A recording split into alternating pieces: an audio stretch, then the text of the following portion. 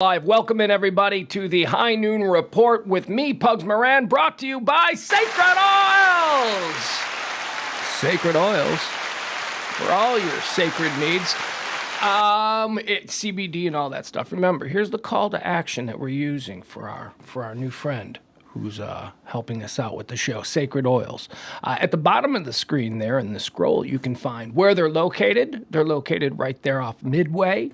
In what is that, Farmers Branch? Not sure. Somewhere. It's right there. It's very centrally located. Also a phone number and, excuse me, and maybe you can even like their Facebook page. That would be really helpful. I mean, that's seriously, when you're asking people, the least you can do, go there. Sacred Oils on Facebook. Say hello. They're working on a website and all that kind of stuff, which I think will make it really handy and dandy for online orders and that kinds of thing. But Sacred Oils. Check them out. We love them. Yesterday, by the way, speaking of Sacred Oils, I was talking about the stuff that I've been taking now for a few months. I take it every night before I go to bed. It is a CBD. It is Sacred Oils CBD.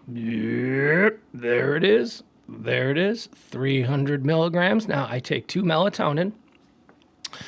Maybe this is for you. Maybe this is how you do it. See, I have a very anxious mind. My mind is constantly churning ideas, fighting with, schizophrenic me. That's right, my co-host, schizophrenic me. He's in there all the time chirping. So for years, I used to have to take Tylenol PM. I would take Tylenol PM. And, that you can't take that every day. That stuff is not good for you. So recently, I discovered more natural ways to turn my mind off at night. And the combination that I found that works amazing, the best sleep I've ever had, is 2 just generic, Kroger generic melatonin gummies or whatever. Nothing special. You don't have to go crazy. Just 2 of those and then 1 droplet of this, right? This is the stuff that I like. 1 little droplet of this CBD oil. Ooh. Good night of sleep. Also, I use this stuff, too. This stuff I really like. I use this. Do you remember when I sprained my ankle? When I screwed up my ankle a couple of weeks back? This is the stuff that got me through it. Here, let me show you what it looks like. Well, there it is. This stuff, CBD Soothing Cream. Oh, man, I just slathered my ankle up on that sore bones. Now I'm thinking, I wonder if this stuff would be really good for, like arthritis or, just as you get older pains. So I don't know. There you go. Those are a couple of the products that I personally have been using from Sacred Oils for a while. So if you want to help the show and you're interested in jumping into the whole CBD thing, because we hear it everywhere. Every strip mall you drive past, CBD store, blah, blah, blah. What is it? Well, you can go to any of them. But if you're thinking about it and you watch this show and you enjoy this show, check out Sacred Oils. All right, what do we do here on this show every Monday through Friday that Sacred Oils makes possible? Sacred Oils and the great people at RadioMisfits.com. Radio Misfits, can't say enough about them. Big plans coming over the next couple of months for Radio Misfits. We'll let you know when it's time. This show, we do it every Monday through Friday. It's called the High Noon Report with Pugs Moran, and that's because that's who I am. I'm Pugs Moran.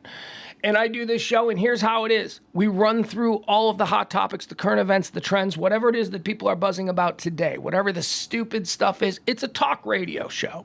This is the way talk radio, I believe, should be done in America. But it's not. Talk radio in America today is all about, how'd you vote? You suck then. It's all political. It's no fun.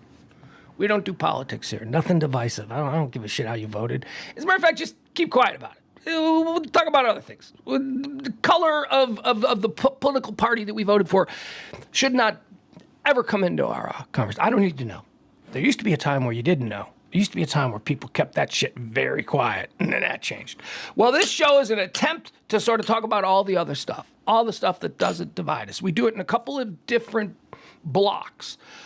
The first block that we do, we like to call Erstwhile on this day, where we go back through the history of this day. And we just talk about some of the things that happened throughout the past, events that may have shaped, what this day is seen as through the lens of history. And also, let's see if there are any trends. Let's see if there's anything that has happened over the course of this day throughout time. Maybe it'll inform us as to what we can expect in the coming hours of this very edition. Then after we do Erstwhile, Erstwhile also we do events, we do birthdays, people who were born on this day, we talk about them a little bit, their contributions, and then we do They're Dead, Should We Care, which is we talk about the people who have passed on this day, and we decide, okay, you're famous, but do we care? Then and only then, after I feel that we have fulfilled our obligation to know history, lest we repeat it. Once I feel that we've crossed that bridge, then we move on to the events of the day. Then we go into the trending topics, the hot topics, the current events, all that kind of stuff. So I still have this weird phlegm in my throat. I am not sick at all, just to be clear, because I know my allergies, I'm always like, my allergies are screwing with me today. No, that's not the deal. I'm not sick at all. But I do have phlegm. I don't know what that's about. All right, let's get into it. It is high noon for the 9th day, the very 9th day, 1, 2, 3, 4, 5, 6, 7, 8, 9th day of May, year of our Lord, 2023. It is the 129th day of this year, 2023. That means, quick math, 236 days remaining until the end of the year. So get them New Year's Eve plans started, won't you? All right, let's jump back into history. On this day in 1662, holy cow, are we going far back? On this day in 1662, the figure who later became Mr. Punch makes his first recorded appearance in England. 1662, the famous English character of Mr. Punch made his debut. 1662. Now, who is Mr. Punch, right? So you've heard, it's in more of an English thing than it is maybe an American thing, but we know the phrase Punch and Judy show. It's a Punch and Judy show. Well, that's who Mr. Punch is. Mr. Punch is the Punch in a Punch and Judy show, which is an expression that people use not as often as they used to, but it's a thing, is what I'm saying. So here's the bit. It was a puppet show, and apparently the puppet show toured England and took the peasants by storm. They loved it. Oh, and here's what the puppet show was. Every night it was the same thing. It was Mr. Punch and his wife Judy, and Mr. Punch, a puppet, and his wife Judy, a puppet, would get into an argument, and every show ended with Mr. Punch absolutely beating the fuck out of Judy. Just that was the height of entertainment. And not just 1662. I mean, that kind of thing was humor, was used in humor until very recently. Now we don't joke so much about punching women. On this day in 1865, the American Civil War, during the Civil War in 65, Nathan Bedford Forrest surrenders his forces at Gainesville, Alabama. Yeah, coward! Why do we know? What do we know this guy from? Anybody? Chat room? By the way, everybody, hi. Hi, chat room. I didn't give you the love that I typically like to give the chat room every day. Why do we know this guy? Why do we know Nathan Bedford Forrest? Forrest Gump. That's right. This is the Civil War general that Forrest Gump is named for. On this day in 1960, hey ladies, this one's for you. And dudes, let's not kid ourselves. This is also for dudes. But as with all of these propositions that we say are for ladies, but also really benefit men, the ladies have to carry the bulk of the burden on this one. But we men will just enjoy what comes with it. And it was on this day in 1960 that the Food and Drug Administration announced the approval of birth control. That's right. Happy birthday, birth control. Ladies, here's a little something for you so that we don't have to worry about knocking you up. Yeah, you're going to go through all the hormonal changes, and you're going to have to take the pill every day, and if you don't take the pill, you're going to have to, this is for you. Probably how it was sold. That sucks, man. The birth control pill, that sucks. You take that every day, and it seems like such, is that still a thing? I don't know. I'm out of the sex game. I've been out of the sex game a good 10 years. Is birth control still a thing, or did they invent something better, right?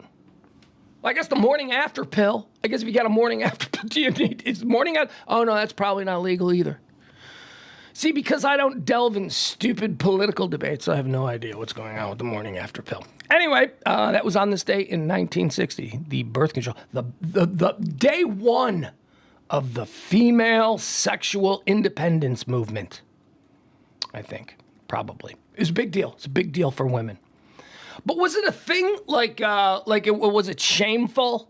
Like in the first couple of years of Viagra, it was shameful. You were like, "Hey doc, could I get some of those?" You didn't go here for my monthly Viagra pickup. You didn't do that. People do now. Now it's a little different. People talk. I know a lot of guys who talk about it, so it seems different. So was it like that with birth control? Like was birth control like? Your women wearing trench coats and like scarves over their face and dark Jackie O sunglasses. I'd like my prescription filled. I wonder if it was like that. Probably. I bet it was. I bet it was shameful. Okay, that was 1960 that happened. Phlegm is driving me nuts. Let me deal with my phlegm.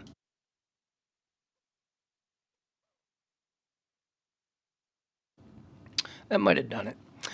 On this day, let's see, what else do we have here? We were just... On this day in 1974, the Watergate scandal. The United States House Committee on the Judiciary opens formal and public impeachment hearings against President Richard Nixon. Oh, President Nixon. Oh, yeah. History's very torn on Nixon. Like, you do one big, stupid, embarrassing thing, which Watergate was, which, by the way, HBO Max has a new series called The Plumbers. It stars Woody Harrelson and, I don't know, some guy that used to be sleeping with Jennifer Aniston. I don't know what his name is. But they play Howard Hunt and G. Gordon Liddy, and it's called The Plumbers, and it's really good. It's really good. That's all. I don't need to wax poetic about my innermost feelings on Watergate, because they're complicated, as with most things about me. On this day in 1980, in Norco, California, 5 masked gunmen hold up a Security Pacific Bank, leading to a violent shootout in one of the largest pursuits in California history. 2 of the gunmen and 1 police officer are killed, and 33 police and civilian vehicles are destroyed in the chase. Now, there are 2. When people talk about, that crazy Hollywood bank robbery shootout, there are 2. The first one was Norco. That's the one that occurred on this day. This was crazy. The one I think we all imagine is the West Hollywood one. And I think that came a couple of years later. That's where the dudes were dressed like Terminators. And they were the bank robbers. And they were just walking down the street, like shooting at cops, and the cops were like, "We're outgunned." I was back when LA cops still wore shirts and ties, and their little hats, those silly police hats they used to wear. That was before they look like cops now. Cops now look like Terminators. And it was because of situations like what we saw in the West Hollywood and the Norco bank situations in California. Both of these movies, the movie Heat, you look at the movie Heat, both of these movies both of these incidents, Norco and West Hollywood, were used as inspiration for that big bank scene in Heat. On this day in 2020, that's right, just 3 years ago today, the COVID-19 recession causes U.S. unemployment to hit 14.9%. Did you catch that? That was a hiccup. There we go. There's another hiccup. There we go. There's another hiccup. There's another one. Usually I don't let them have their day in the sun, because all the hiccup wants to do is be heard. And, I battle hiccups from time to time at the start of the show. And I like to try and suppress them to show them who's boss. Maybe today I'll just let them sing. Let the hiccups sing. Let them out. Let them do their thing. Well, did you hear that? That was like some bubble gas talking. They had something to say. Okay, so on this day, unemployment hit 14.9. Well, what is it now? It just came out. It's like 4, something like that. I don't know. So 10 better. I don't even know what this stuff means. These numbers are all just so confusing. I know that whatever it is now is better than it was then. 14, that seems like a lot, though. 14%. We made it through, folks. Look at us, looking back fondly on the early days of the pandemic. Let's do some birthdays. Let's talk about some things that happened, some people who were born onto this plane on this day. Excuse me. No, you're going to get the hiccups. God damn. Hate this. There we go, hiccups.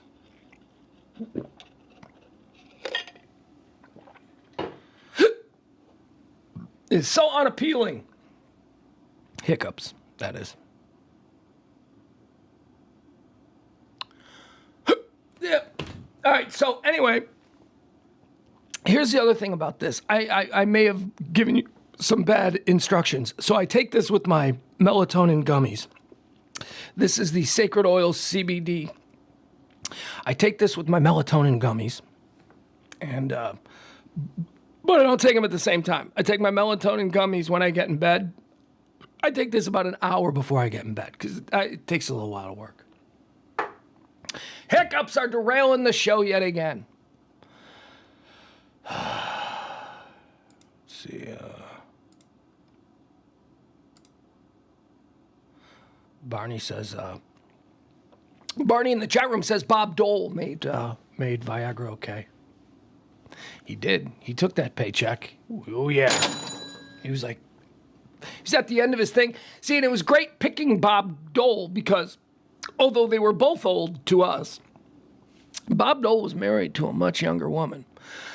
In Washington circles, Bob Dole had a trophy wife. Liddy Dole, Elizabeth Dole, she was much younger than he was. So him doing the Viagra commercials was like, hey, old guys with hot trophy wives. They were trying to break that in. They were trying to break into that market. He didn't. He made it okay for that crowd, the country club crowd. Mistresses was another big. Mistresses were a big driver for Viagra mainstreaming too. A lot of dudes wouldn't use Viagra with their wives, but they had mistresses, and they, so they would use Viagra for mistresses. But now it's more mainstream. Now it's a party drug. It is. People use it as a party drug. Oh, God. Okay, so these hiccups are just going to kind of wreck me. So we're going to move forward with the show and hope that they disappear on their own. Born on this day in 1800, John Brown, American activist. Now, John Brown was an abolitionist, and he was a violent abolitionist. And the lens of history has kind of told us that John Brown, although well-intentioned, he was probably stark raving crazy. I mean, just a crazy person. John Brown is like the American Joan of Arc. We talked about Joan of Arc before. Although he didn't win, like he lost his side. He ended up getting hung and stuff like that. So, well, Joan of Arc did too. Joan of Arc was burned at the stake. A little different. Anyway, the point is, I believe that Joan of Arc benefited from happenstance, and she was just stark raving mad. And that's the same thing with John Brown, born on this day in 1800. He was crazy. Born on this day in 1918, Mike Wallace, American journalist, media personality, and one-time game show host. 60 Minutes, Mike Wallace. He became the journalist. And the guy started out as a cigarette commercial pitchman and game show host. Again, no journalism training, nothing. Mike Wallace they were doing this new thing at CBS, and he was working at CBS as a pitchman and game show host, and they said, you want to try this? And he said, yeah, and the rest is history. Mike Wallace. All of a sudden, he goes from being a guy, you should smoke Carltons. Goes from that guy to being, one of the most highly respected journalists of our time. Mike Wallace, born on this date in 1940. James L. Brooks. Ladies and gentlemen, James L. Brooks. I love James L. Brooks. And so do you. You just may not know it. That's why I like to throw a little spotlight on these people as they have birthdays. These hiccups are not going away. I might have to revert back to the mind over hiccup thing that I do, which means we got to go dark for a second. We got to go dark. Here we go. We got to go dark. I'm going to beat the hiccups. Here we go.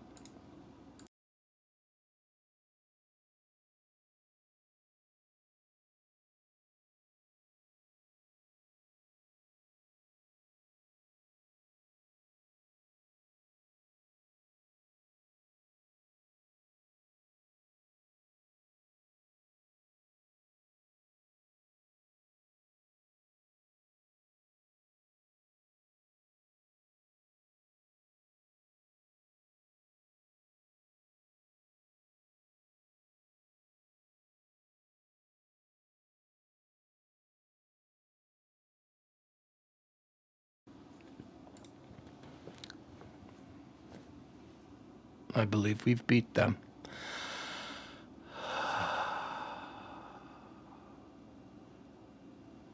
I believe I've beaten my hiccups. All right, let's move on. On this day in 1940, James L. Brooks. We were talking about the great James L. Brooks. Okay, so you don't love it. You don't even know that you love him, but you do love him, and that's why we're going to do a James L. Brooks draft. Oh, we haven't done a draft in a few days. That's right. That's where we use the NFL style. First overall pick is the best, and we do a 5-round draft. So the first pick, second pick, third pick, fourth pick, and fifth pick. We look at the entire body of work of these people, and we call it a draft. This is the James L. Brooks draft. With the first pick, first of all, you got to understand something about James L. Brooks. He's a writer. He's an actor. He is a executive producer, major executive producer, and a major director, okay? He has we are going to be drafting across his entire body of work, which means both film and television, because he is equally as big time in television as he is in film. So, James L. Brooks, here we go. First pick in the James L. Brooks draft. That's right. He is not the creator, but he is the executive producer, and the reason that we know this show, The Simpsons. The Simpsons come off the board. Number 1 in the James L. Brooks draft. Number two is a reach. My scouting department, they came to me and they said, look, now most people might not take this number 2 overall in the James L. Brooks draft, but we know how much this movie means to you. And boy, oh boy, this is one of my 10 favorite films of all time. I have seen this film 50 times. It is, when I was a young student wanting to work in journalism and was totally fascinated by newspaper writing and talk radio and all of these things, this is the movie that I went to. It's the only movie that I've ever seen by myself in a theater. I just went back and watched it multiple times because it was at the $1.50 theater. We had one theater in our town that was like expensive, and then we had like the second run theater. And this film was at the second run theater for a long time. Number 2 in the James L. Brooks draft, 1986, maybe 1987, 1986 or 1987, Broadcast News. Broadcast News. William Hurt, Holly Hunter, Albert Brooks. Just get out of here with that. Joan Cusack. Oh, Broadcast News was so good. Jack Nicholson. Broadcast News goes off the board, number 2. Number 3 off the board in the James L. Brooks birthday draft. We're going back to TV. We've done TV with The Simpsons at number 1. We've done film with Broadcast News at number 2. We are doing TV at number 3. The Mary Tyler Moore Show. That's right, James L. Brooks. The Mary Tyler Moore Show. Oh, James L. Brooks is a movie guy. Really? Because he's the EP. He is the reason that we know of the Mary Tyler Moore Show and The Simpsons. Well, maybe more so The Simpsons. Because Mary Tyler Moore was a baller when she launched that show. She would have launched that show with any executive producer. But it was James L. Brooks who made the Mary Tyler Moore Show one of the great shows of its era. Number 4. In the James L. Brooks draft, I'm going back to TV. And again, this might not be one that people think about, but this show is so good. It holds up. You can watch episodes of this show today, even though it's 45 years old or whatever. And you'll be like, man, that's a good show. Taxi! Taxi! James L. Brooks, creator, executive producer of Taxi. So we've got The Simpsons with the first pick off the board. We've got Broadcast News going second. We've got the Mary Tyler Moore Show third. We've got Taxi. The 5th pick off the board in the James L. Brooks draft is Oscar-winning film classic, Terms of Endearment. Terms of Endearment. Oh, that was a big film. Drink your own juice, Shelby. Wasn't that when she having like a diabetic fit? You know what I get mixed up? Do you know, because these were both chick flicks, and both of these movies I've seen with women. And it doesn't help that both of these movies I think I saw with the same woman, so that's difficult because they become the same movies. But I make very little distinction between Terms of Endearment and Steel Magnolias. Like, I think I just quoted Steel Magnolias. I think Julia Roberts was the dying daughter in Steel Magnolias, and Deborah Winger was the dying daughter. I don't know. Whatever. It's a good movie, though. Terms of Endearment's a good movie. Is that the one with Jack Nicholson, too? Meryl Streep. It's one of them 80s Meryl Streep, Jack Nicholson movies. So you know it's good. Comes off the board number 5. Top 5 picks in the James L. Brooks draft. I had this day, his birthday, born in 1940. The Simpsons go number 1. Broadcast News goes number 2. Mary Tyler Moore Show goes number 3. Taxi goes number 4. Terms of Endearment go number 5. But you better believe with a man with like a resume like James L. Brooks that we are inviting some free agents to camp. So let's do that. Free agent camp invitees will include the Andy Griffith Show. That's right. James L. Brooks was a writer. He was like head writer on the Andy Griffith Show. James L. Brooks. That's where he came from. Steps out of Andy Griffith and he's like, Mary Tyler Moore, let's work together. Woo! He knew what he was doing. Andy Griffith's Show is coming to camp. So is Rhoda. Come on, who doesn't love Rhoda? Spinoff of Mary Tyler Moore. How about Phyllis? She lived downstairs from Mary Tyler Moore. It was a natural spinoff. How about Lou Grant? Another Mary Tyler Moore spinoff. I love Lou Grant. I love that show. I don't know why.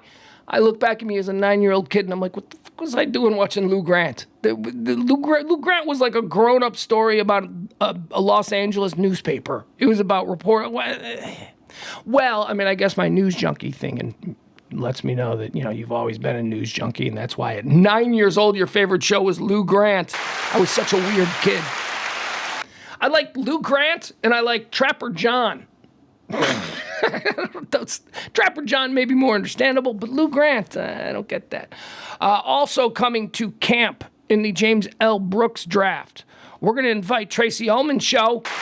Yeah, we are. Why? Because that's where The Simpsons came from. And The Simpsons went number 1 off the board. And The Simpsons are the number 1 draft pick. And when the number 1 draft pick says during the contract negotiation, hey, my buddy, my college roommate, Tracy Ullman show, why don't you give them a camp invite? You do it. You do it. And that's what I'm sure happened here. Also, camp invites. How about this? How about The Critic? Remember The Critic, the John Lovitz show on Comedy Central? That was a good show. Wait, was it John Lovitz? Yeah. I get The Critic and Dr. Katz mixed up. They were both very good, and neither of them stuck around very long. The Critic was great. Critic gets a camp invite. How about the film As Good as It Gets? Huh? People like that movie. How about Spanglish? People like that movie. James L. Brooks. How about the Simpsons movie? Yeah, the Simpsons movie's coming to camp. How about things that he executive produced? How about just movies how about Big? Oh my God, you love James L. Brooks' Big. How about War of the Roses? I love War of the Roses. How about Jerry Maguire? Yeah, okay. I hate Jerry Maguire. But I recognize that other people like it, so it's coming to camp. Say Anything? Yeah, Say Anything's coming to camp in the James L. Brooks draft. And finally, Bottle Rocket. Bottle Rocket, which is a great little Dallas. Well, I think it's technically they consider it an Austin movie, but it's the movie that brought us the Wilson brothers. Who else was involved? Was Wes Anderson? Yeah, Wes Anderson was Bottle Rocket, right? So it was the Wilson brothers and Wes Anderson, and it was James L. Brooks who sort of discovered them at a film festival and said, "Come on to Hollywood, kids." James L. Brooks, happy birthday! Born on this day in 1940. You're one of my favorites. Born on this day in 1944, Richie Furay. Richie Furay, ladies and gentlemen. Pugs, who the hell is Richie Furay? Richie Furay is a rock and roll legend, and we don't know his name because he didn't really... Here's the thing. Richie Furay was one of the most important members of the greatest band that nobody knows anything about, and that band is the Buffalo Springfield. The Buffalo Springfield was awesome. Mr. Soul, what's the other one? There's something happening here. Yeah, they were great, man, the Buffalo Springfield. But the problem is that they were all super talented in that band. And they all freaking wanted to be the superstar. So the Buffalo Springfield broke up, and it turned into like a whole bunch of other bands. Like Crosby, Stills, and Nash, most notably. Neil Young, of course, came from there. The Flying Burrito Brothers. It's crazy. It was a crazy hodgepodge of super talents that came together in a band for just a little bit of time, and then they broke up, and then they went on to be superstars in other bands. But anyway, that's why we're wishing a happy birthday to Richie Furay. Guitar player. I think he went on to be like in the Flying Burrito Brothers and stuff like that. with not Graham Nash, I don't know, whatever. I'm a little fuzzy on this stuff. Happy birthday, Richie Furay, born on this day in 1944. Born on this day in 1946, Candice Bergen. Oh, sophisticated hot. I used to love Candice Bergen when I was a young, pubescent boy. She was beautiful. Still is. I mean, she's like probably 80-something now. So, different, but she was beautiful. She was beautiful. And she had this sophistication about her. Like, there was young Candice Bergen, the type of, wouldn't even call her an ingenue, but the type of character that she portrayed was always a girl who was young, gorgeous, and kind of one step ahead of everything. Like, she was way smarter and way more clever than I think most people would look at her and assume. She assumed like she was just the little princess daughter of some country club guy, right? But she had a thing. There was an X factor about Candice Bergen. Sophistication, elegance, famous for Murphy Brown, right? Like when she was older, I guess that's what she was famous for. But I think of her in the movies that she did in the 70s. And like hosting Saturday Night Live in the 70s. She seemed like a cool chick. Seemed like a cool, classy, sophisticated chick. Happy birthday to you, Candice Bergen, born on this day in 1946. Her dad was a con man, though. Her dad was Edgar Bergen, I think. I don't know. I'm going to roll with this because that's what I think. Edgar Bergen and Charlie McCarthy, superstar. This dude became like a superstar multimillionaire celebrity. He was like, we love Edgar Bergen. You know how this guy got famous? He was a ventriloquist on the radio. What the fuck is that? You're going with me on this, right? He did a ventriloquist act with a puppet, which I'm of the understanding that the whole bit there is that the puppet talks and you can't see the guy's mouth move. I thought that was the entire reason you put up with the nonsense of puppetry, because that's the skill. And it was radio. How do you... I mean, what the... That's a con man. Look, I'm not saying he's a con man. I'm saying that an opportunity was presented to him and he went, well, this doesn't really make sense because I'm a gifted ventriloquist. But okay, if you want to pay me a dump truck full of money, I'll go on the radio and do my bit. Do you think his lips moved on the radio? Or do you think he was like always practicing not making lips move? I don't know. Anyway, happy birthday, Candice Bergen. Born on this day in 1946. Born on this day in 1949. Pre-applause for the maestro of Staten Island. Ladies and gentlemen, it's Billy Joel's birthday. You used to call me paranoid. Pressure. Boom, boom, bum, boom, bum, boom, bum, boom, bum, boom. I know, there's like a million Billy Joel songs that I could have gone to. Pugs, why did you go with Pressure? Because that's my favorite Billy Joel song. I like that song. That keyboard in Billy Joel's song Pressure. It's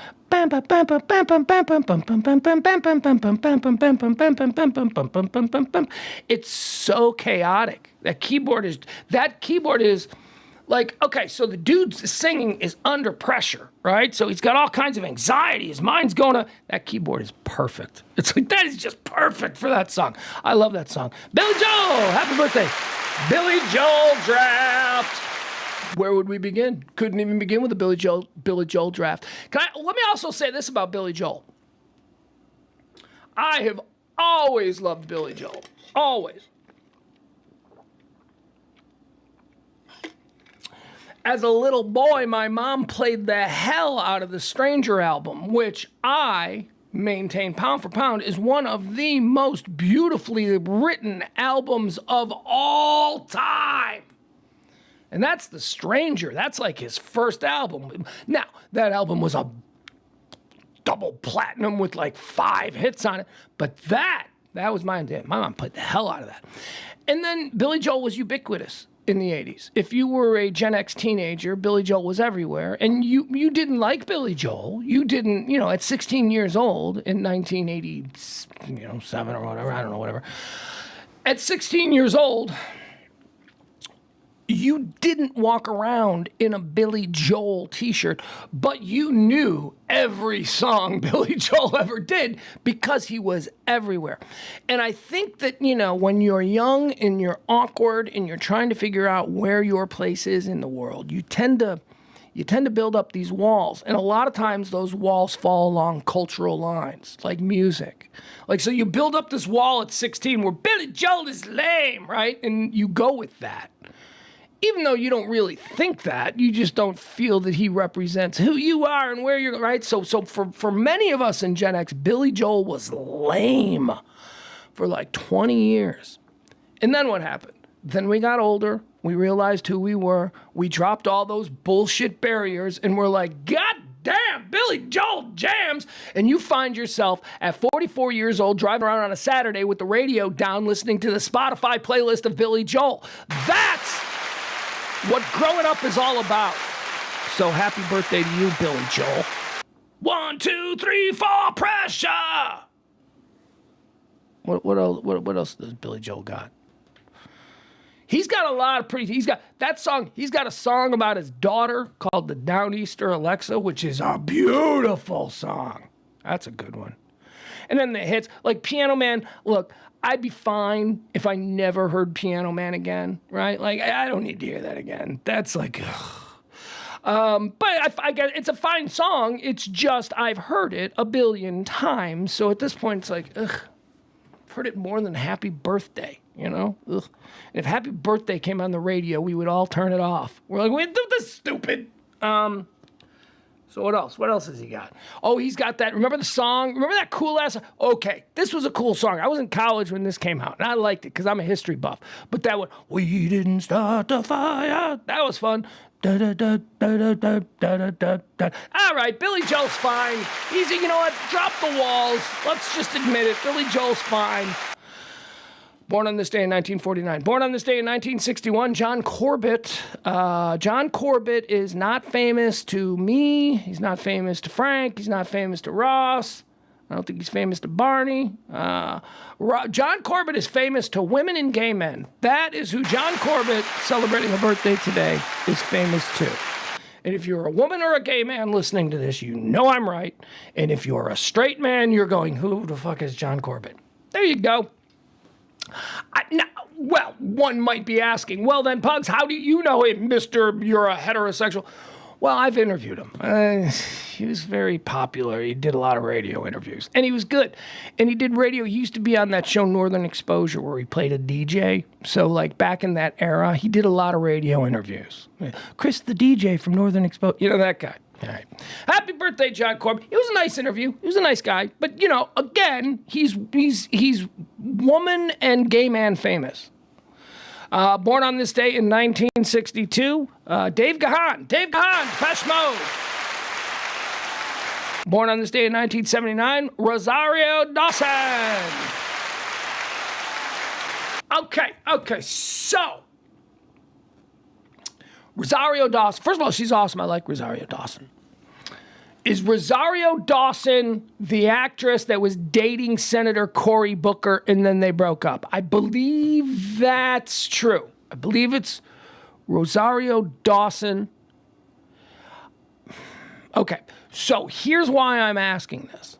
Because I saw Rosario Dawson in a burlesque club in Beverly Hills. We were out covering the Grammys one year.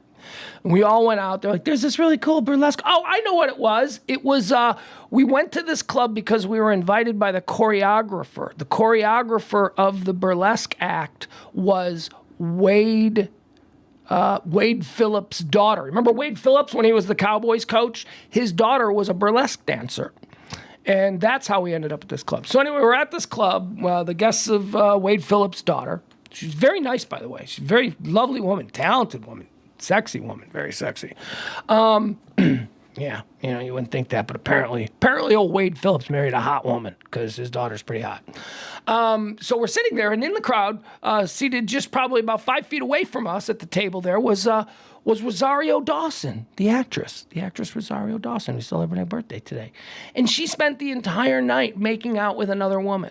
like right in front of us, like publicly. She wasn't hiding it, but I think it was Rosario Dawson. I think she's gay, and then all of a sudden she's with Cory Booker, and then that didn't work out, and I'm like, well, I think I know why. So hold on, let me. The dog is laying on the floor, and she's in dream mode. She's dreaming. Here, listen.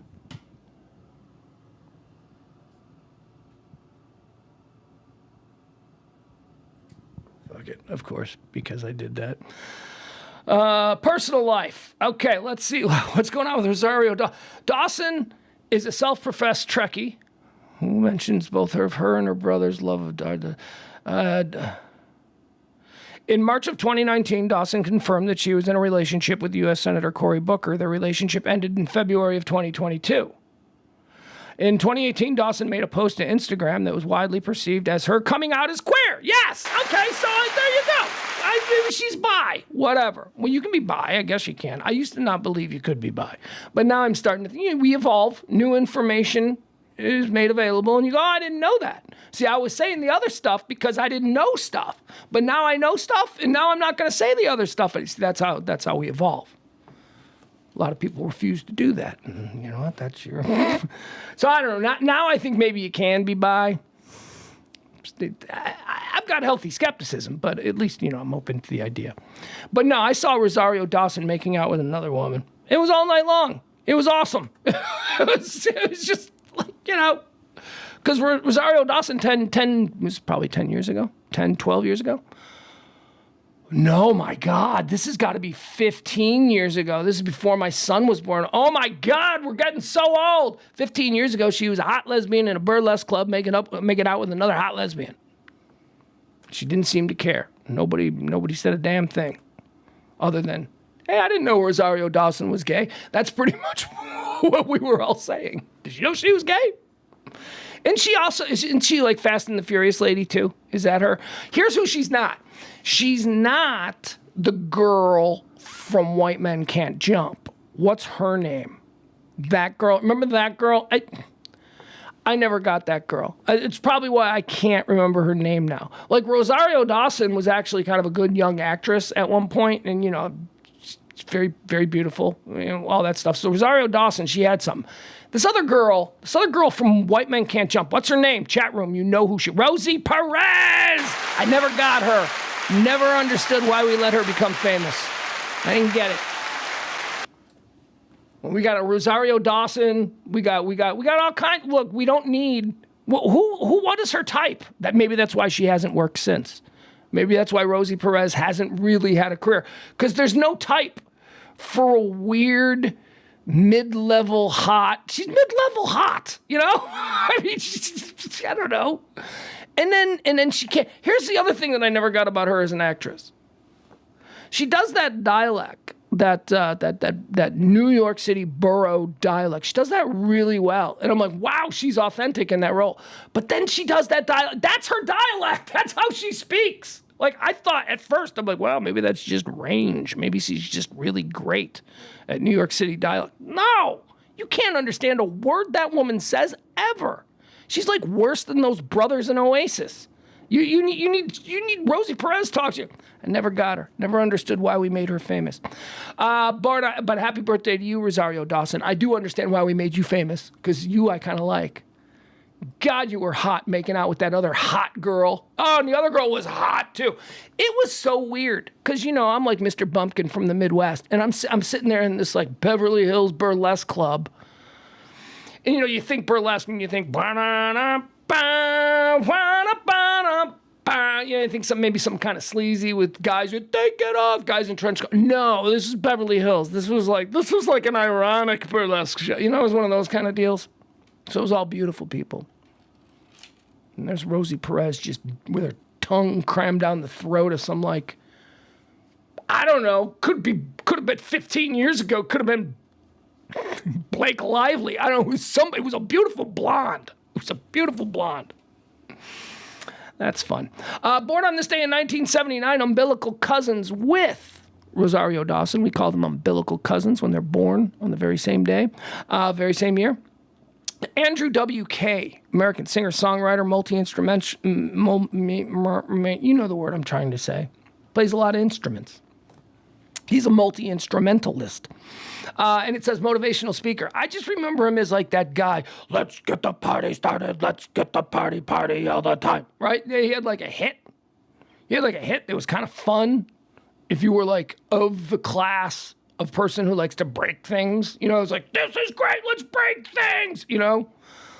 Let's punch drywall, let's get the party. You know, it was like that. And it was fine, it was cool. Because I can tap into that every now and again, that's fun. But then he just disappeared. I don't know what happened to him. Andrew W.K. thought he was going to be a thing. Turned out not to be a thing. Born on this day in 2000, Trey Lance. Trey Lance. Oh, boy. San Francisco 49ers don't know what to do. They don't know what to do with Trey Lance. Trey Lance, San Francisco 49ers traded up a couple of years back in the draft to go and grab Trey Lance out of, where was he from? Tiny little North Dakota State, something like that. Some stupid little school that nobody's ever heard of, but he ripped up that league. So the 49ers traded a bunch of picks and they moved up and they took him, I want to say, number 2, number 3, maybe overall. And so they had Jimmy Garoppolo and Trey Lance. And just as a flyer in the draft, they took the last pick overall. They took this guy, Brock Purdy. Jimmy Garoppolo goes down. Trey Lance comes in. Trey Lance, he's the future of the 49ers. And then Trey Lance gets hurt, and then they're stuck. Like, oh, my God, Garoppolo and Lance, we don't know what to do. What about this loser kid that was the last pick in the draft, Mr. Irrelevant? Let's let him play. And it's Brock Purdy. And now Brock Purdy lights it up. And now they're like, well, looks like we got to stick with Brock Purdy. So now they got Trey Lance, who, you know, healthy, not healthy, who knows? He could be a mega talent, but they gave up a lot to get him.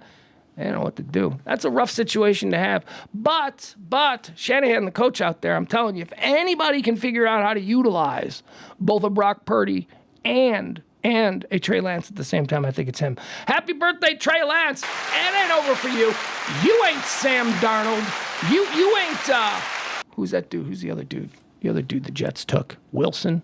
Zach. You're no Zach Wilson. You're not one of these. No. We don't know what you are yet, Trey. We don't know what you are. So optimism abounds.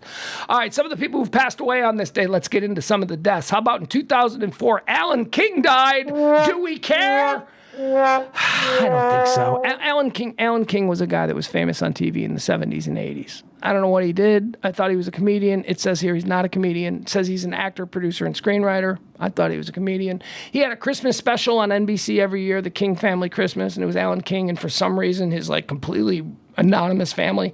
It was just very weird. And it's not like the King family. It's not like, oh, you know, his daughter the model, his son the professional quarterback. No, it was just like regular and weird. I don't know. I never understood Alan King. He fits into the category with Bob Hope of people who, well, Edgar Bergen. We talked about Edgar Bergen. People who somehow became famous as celebrities doing things that are just inscrutable. I don't know how. What did Bob Hope do? What did Bob Hope do other than read cards that said who left the lights on in the parking lot and introduce the next scantily clad hot chick? That's all Bob Hope ever did, and he became the most powerful man in Hollywood. I don't get it.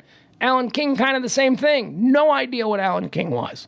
So no, we do not care. Dead on this day in 2009, how about Chuck Daly? Chuck Daly, Detroit Pistons, bad boy. Kind of looked like Morton Downey Jr. Kind of looked like, you know, Morton Downey Jr. from a better timeline. You know, like he kind of had that look. Chuck Daly. Let me tell you something. The Chuck Daly Detroit Pistons, my Chicago Bulls, were not friends. Those Detroit Piston teams, they beat the fuck out of Michael Jordan when Michael Jordan was young. Oh my God, were they rough on him. But they toughened up the Chicago Bulls, those two-time defending world champion Detroit Pistons. They toughened up the Chicago Bulls and gave them exactly what they needed in order to be the greatest assembled team in the history of the NBA, the Jordan Bulls. So, do we care about Chuck Daly? Yes, we do. Well, I care about Chuck Daly. On this day, died on this day in 2010. Lena Horne, American singer, actress, and activist. Do we care about Lena Horne? Do we care about Lena Horne? Do we? Well, I'm going to tell you this. My grandfather in a moment of what I don't know what he was doing. He's probably a little bit drunk. My grandfather told me that he was very attracted to Lena Horne. So we say, yes, we do. We care about Lena Horne. Because, I don't know. My grandpa didn't really have a lot of experience with black people. He never, he was a man of his time. He was an Irish Catholic working class dude, So for him to reveal to his, 8-year-old grandson that this Lena Horne person was someone he found attractive, big moment for Grandpa and me. Big moment. So yeah, we care. Lena Horne died on this day in 2010. Died on this day in 2012. How about Vidal Sassoon? Vidal Sassoon, hair designer. He was like a French hair designer who all of a sudden, jeans, right? Didn't we have Sassoon jeans? Do you remember the designer jean craze? What happened with that? Why did they just go away? There was like when I was there were so many Jordache. You had Jordache. You had Sassoon. You had Sergio Valente jeans. Sergio. You bonjour. You had Jordache. You had Sassoon. God, designer jeans, and then like designer jeans kind of went away. And Levi's kind of came back and took over the market with their like stonewashed and acid washed and all that stuff. And then there was a blip where Guess jumped onto the scene, like in the late 90s. And didn't Benetton also jump on? But at this point, we weren't really buying Sergio Valente or Bonjour jeans anymore. I remember I had a pair of Jordache jeans. Man, my Jordache jeans made my little 8th grade ass look so good. I loved my Jordache jeans. Calvin Klein, that's where Calvin Klein came from, right? Calvin Klein jeans. Anyway, on this day in 2012, Vidal Sassoon, hair guy who just naturally got into denim, Vidal Sassoon died in 2012. On this day in 2020, Little Richard passed away, American singer, songwriter, pianist. Little Richard. Little Richard had a couple of strikes going for him, and yet he was able to overcome them both. One, he was a black guy. Black guys weren't really, they were taken back in those days. A lot of black guys had songs, and they'd just take the songs and give them to Pat Boone. Pat Boone would record them, and then they'd just say, go kick rocks, darky. It was really bad back then. So for Little Richard to be able to, and coming out of the South, where that was really prevalent, for him to be able to do that, and cross over, and he did. He crossed over. That's the real miracle. There was, what did they call it? The Chitlin circuit, I think, where black acts played in the South, and they had their own economy and their own music industry. But Little Richard was one of the dudes that jumped the line. He was not jumped the line, but crossed over. He was also gay. He was black and gay in 1952. Imagine that. You're in the South. You're immensely talented. You're black. You're gay. You're in the South. Little Richard, do we care? Yeah, we do. That dude's a legend. Absolutely. We care. Little Richard, dead on this day in 2020. Who's the only person we don't care about? We don't care about Alan King. Yeah. And Vidal Sassoon. I don't think we did the Do We Care. We don't care about Vidal Sassoon. Stupid. Stick to hair. All right, there you have it. That's going to do it. That's erstwhile on this date in history. Erstwhile on the 9th day. Those are all things that have happened. So do you feel like you understand what's going on here? Right? We know what this day has meant. So now let's move forward into all the hot topics and trends and all the things that people are talking about. But first, let me once again tell you about the fine new supporter of this show. That supporter is, of course, Sacred Oils. They're located at 13740 Midway Road. That's in Dallas. That's 13740 Midway Road. It says Dallas. I thought it was like Farmers Branch or something, but I guess it's Dallas. You can call them 469-951-3910. They support the show. Right? So, and this is one of them new kinds of businesses that we're seeing everywhere. The CBD stores, the smoke shop, the place to get your gummies and your edibles that are real gummies and real edibles. because of this crazy loophole. That's not even a loophole that has occurred federally that is allowing for these things to happen. So you walk into any store, you can get all this stuff. But what I'm saying is, and what I'm asking you to do is a favor, that if you're not a CBD user, like I wasn't until recently, till about 3 months or so, if you're not a CBD user, but you're hearing it everywhere and you're like, you know what, I do have these new kinds of bumps and grinds and pains and aches and all this kind of stuff. And you know what? I would really like to come home and eat a chocolate bar that is just going to knock me on my ass while I sit there and watch, whatever, catch up on episodes of Succession. If that's something that you're like, yeah, I might do it, check out Sacred Oils. There are a million places that you can check out. But what I'm saying here is that if you support this show, you'll check out Sacred Oils. You'll give them if you're going to try the CBD thing, if you are new to it and you're thinking, I don't know if that's for me. If you're thinking about trying it, try it with Sacred Oils first. And only because they're the ones that are saying, if you like this show, like that's how we do it. That's how we do it. So once again, you can go and visit them at their shop there. Their shop is right there on Midway Road, 13740 Midway Road in Dallas, or you can give them a call at 469-951-3910. That number is 469-951-3910.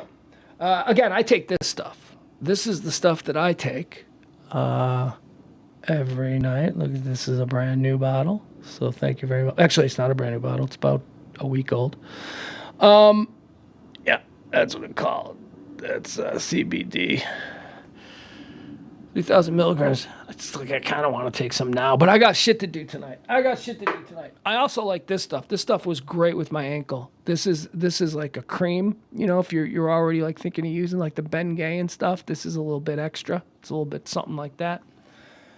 That was used on my, that thing, my ankle a couple weeks ago when I had the busted up ankle. All right, let's move on here. Let's see here. Let's get into all the things that are trending today. Oh, you know what though? We do need to keep reminding you of this as well, because the show runs. I exist based on your tips. The show exists on your gratuity. So again, treat me like a bartender. Treat me like your valet. Whatever. Just drop a little something either the Venmo or the PayPal, and that would be much appreciated. Thank you so much. We do 5 shows every Monday through Friday, every day at noon. And then we also do shows at night. The Pillow Talk show with myself, James Parker, and E. Myself, James Parker, and E. Last night we looked at pictures of Barney. Barney's in the chat. Last night on the show we looked at pictures of Barney's mom, and we compared her to Charo. Charo in 2023. It's the new game we play, Charo or Your Mom, where we look at a picture of your mom and we look at a picture of Charo, 70s icon Charo. We look at her today, and then we ask ourselves, who would we rather get romantic with? Charo in 2023 or Barney's mom? Guess what? Last night, Barney's mom was hot. Barney's mom was good looking, man. And Barney submitted 3 photos. He submitted a picture of his mom when she was young. He submitted a picture of his mom when she was like in her 40s, and he submitted a picture of his mom that looked to be, maybe in her 60s or older.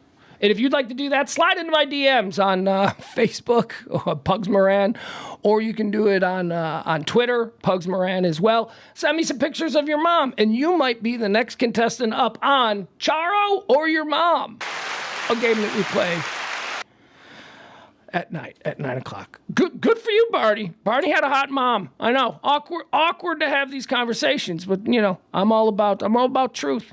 I'm just gonna give you the truth. I'm not gonna judge. Barney's mom was hot. If you ran into Barney's mom in a bar in 1975, you'd have been like, let's talk to that chick. All right, let's get into what we have happening today. The shooter, the Allen, Texas shooter. So we're learning more and more about him. I personally am learning more and more about him. I spent hours on OK.ru, which is a Russian social media platform, which I'm now a member of. I wasn't going to join, I was like, oh, I don't want to join this. I don't want to. Okay, so I'm going to let you in on a secret. So it says, in order to see the crazy dude, the shooter, he's like, in order to see, you have to join the site. So I'm like, shit. And then I click join just to see like what it takes.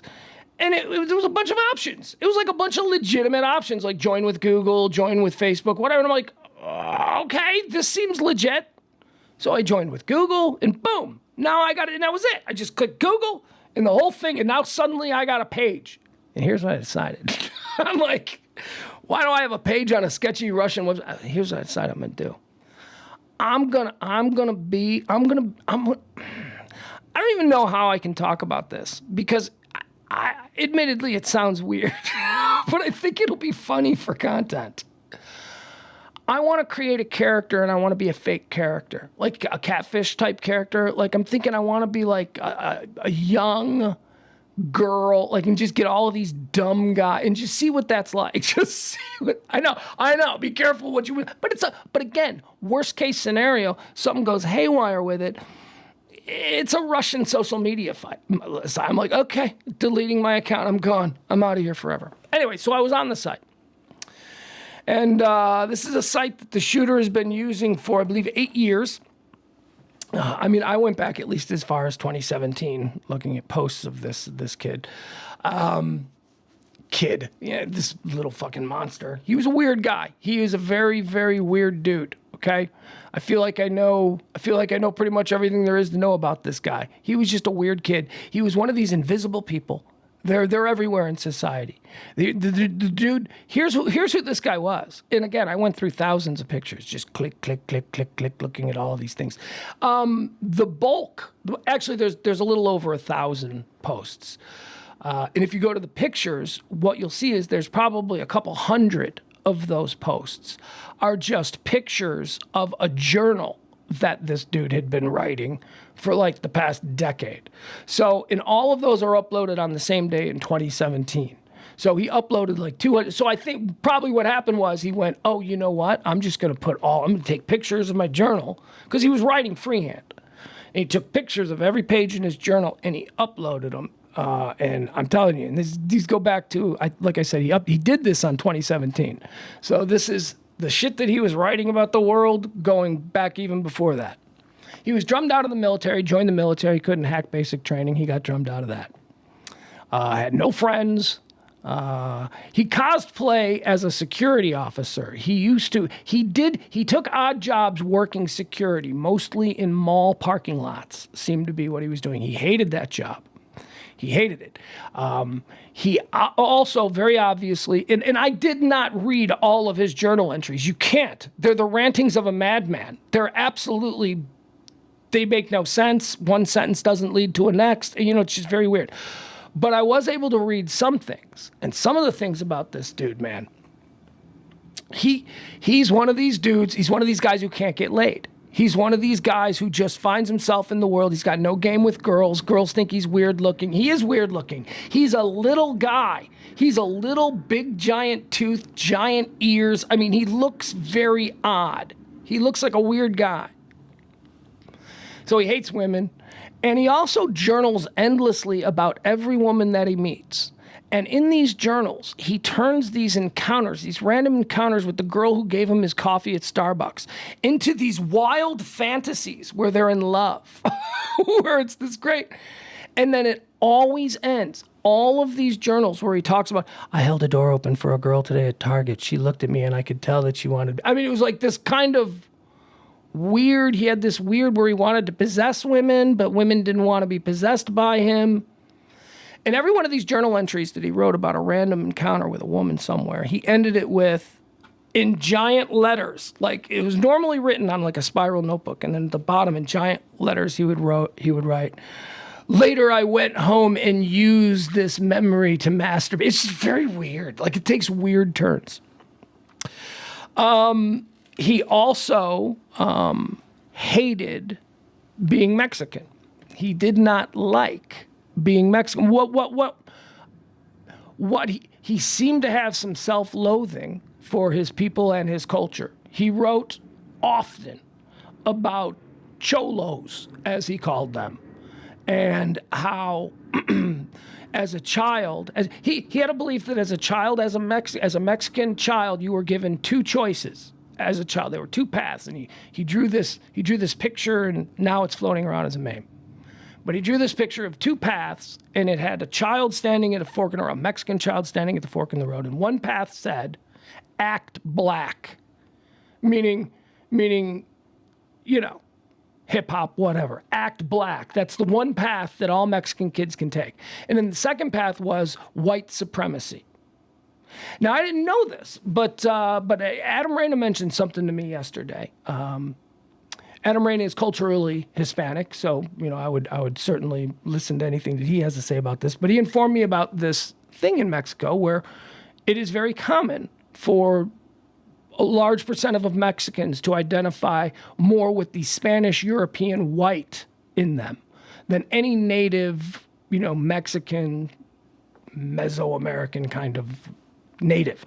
And so this is the thing, and I didn't know that. I didn't know that that was a thing.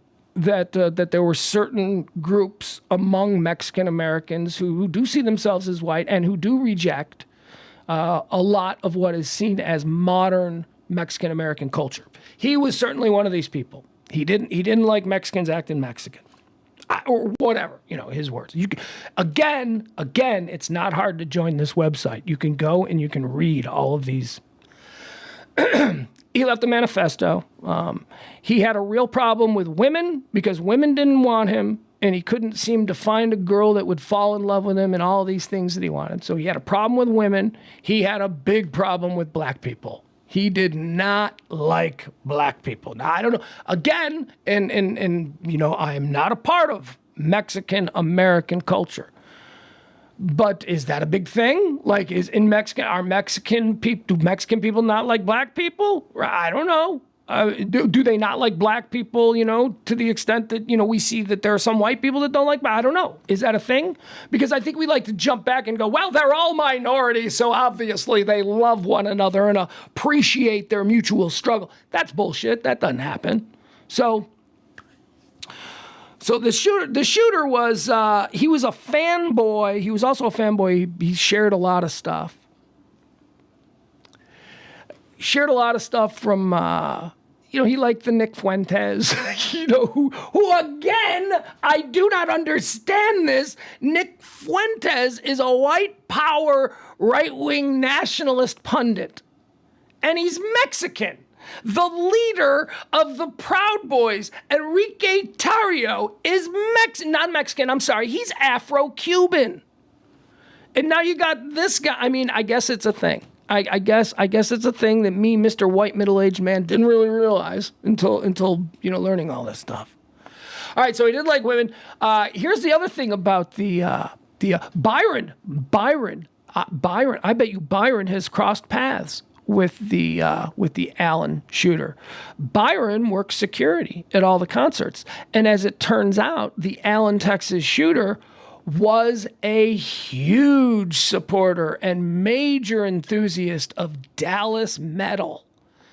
There are hundreds of pictures of him at various metal shows around Dallas.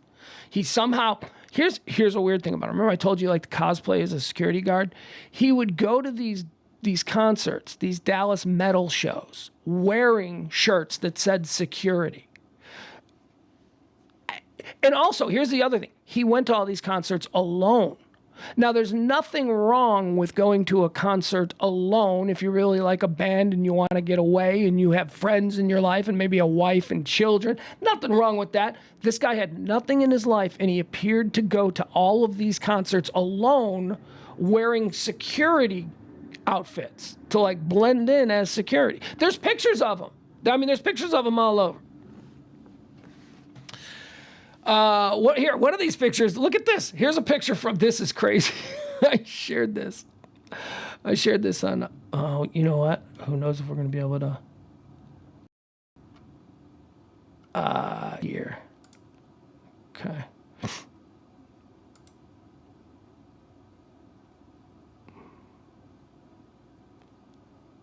All right. Yeah, you know what? We won't do that. We'll do it this way.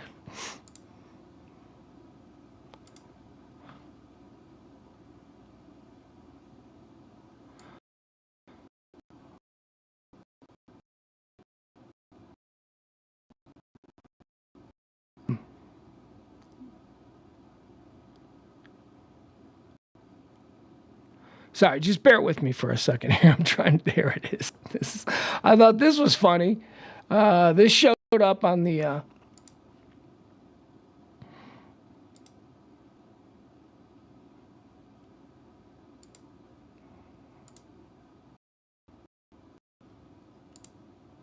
here, look at this. That's off the dude's.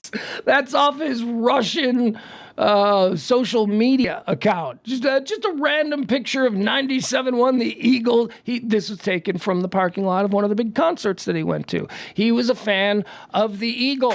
I certainly hope that the format flip, well, let's not go there. But he was absolutely, he was a fan of the Eagle. He was a fan of Nick Fuentes. He was a fan of Dallas Metal. He somehow got himself backstage. There are a lot of pictures of him with dudes in metal band, with their arms doing the rocka, that thing that everybody does, but everybody somehow in the moment thinks they're the only people to ever go rocka, that whole thing. So there's all these pictures of that. So he was out there in the scene. I bet you Byron had to tell him to calm down. I don't know. But again, let's go back to the weirdness. These weird, broken little sheep that are out here without a shepherd. They're just wandering. They've gotten loose from the pack. These are the people. These are the people that he shows up places by himself. Now, I used to see this a lot.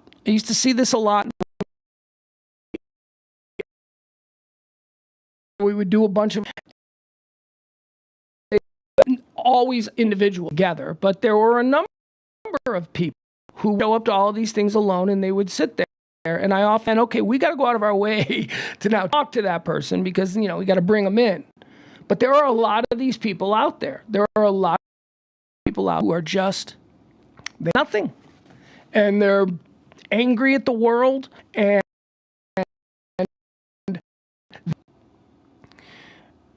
this guy is smiling in all of these posts. This guy is enjoying his life. He actually writes some things that seem normal, like a normal, nice guy. Honestly, there are posts where like, oh, well, he's kind of a nice guy. His moments have been... People are complicated. He's a stark, raving monster. But, even Hitler, as they say, was nice to his dog. It's just interesting. I spent a couple hours yesterday on this dude's site, just looking at all this stuff. And yeah, the end result is, also, there is just some, like I heard it was somebody on Fox News. Who was it? Somebody referred to this dude as a second-generation immigrant. Have you ever heard that phrase before? Second-generation immigrant?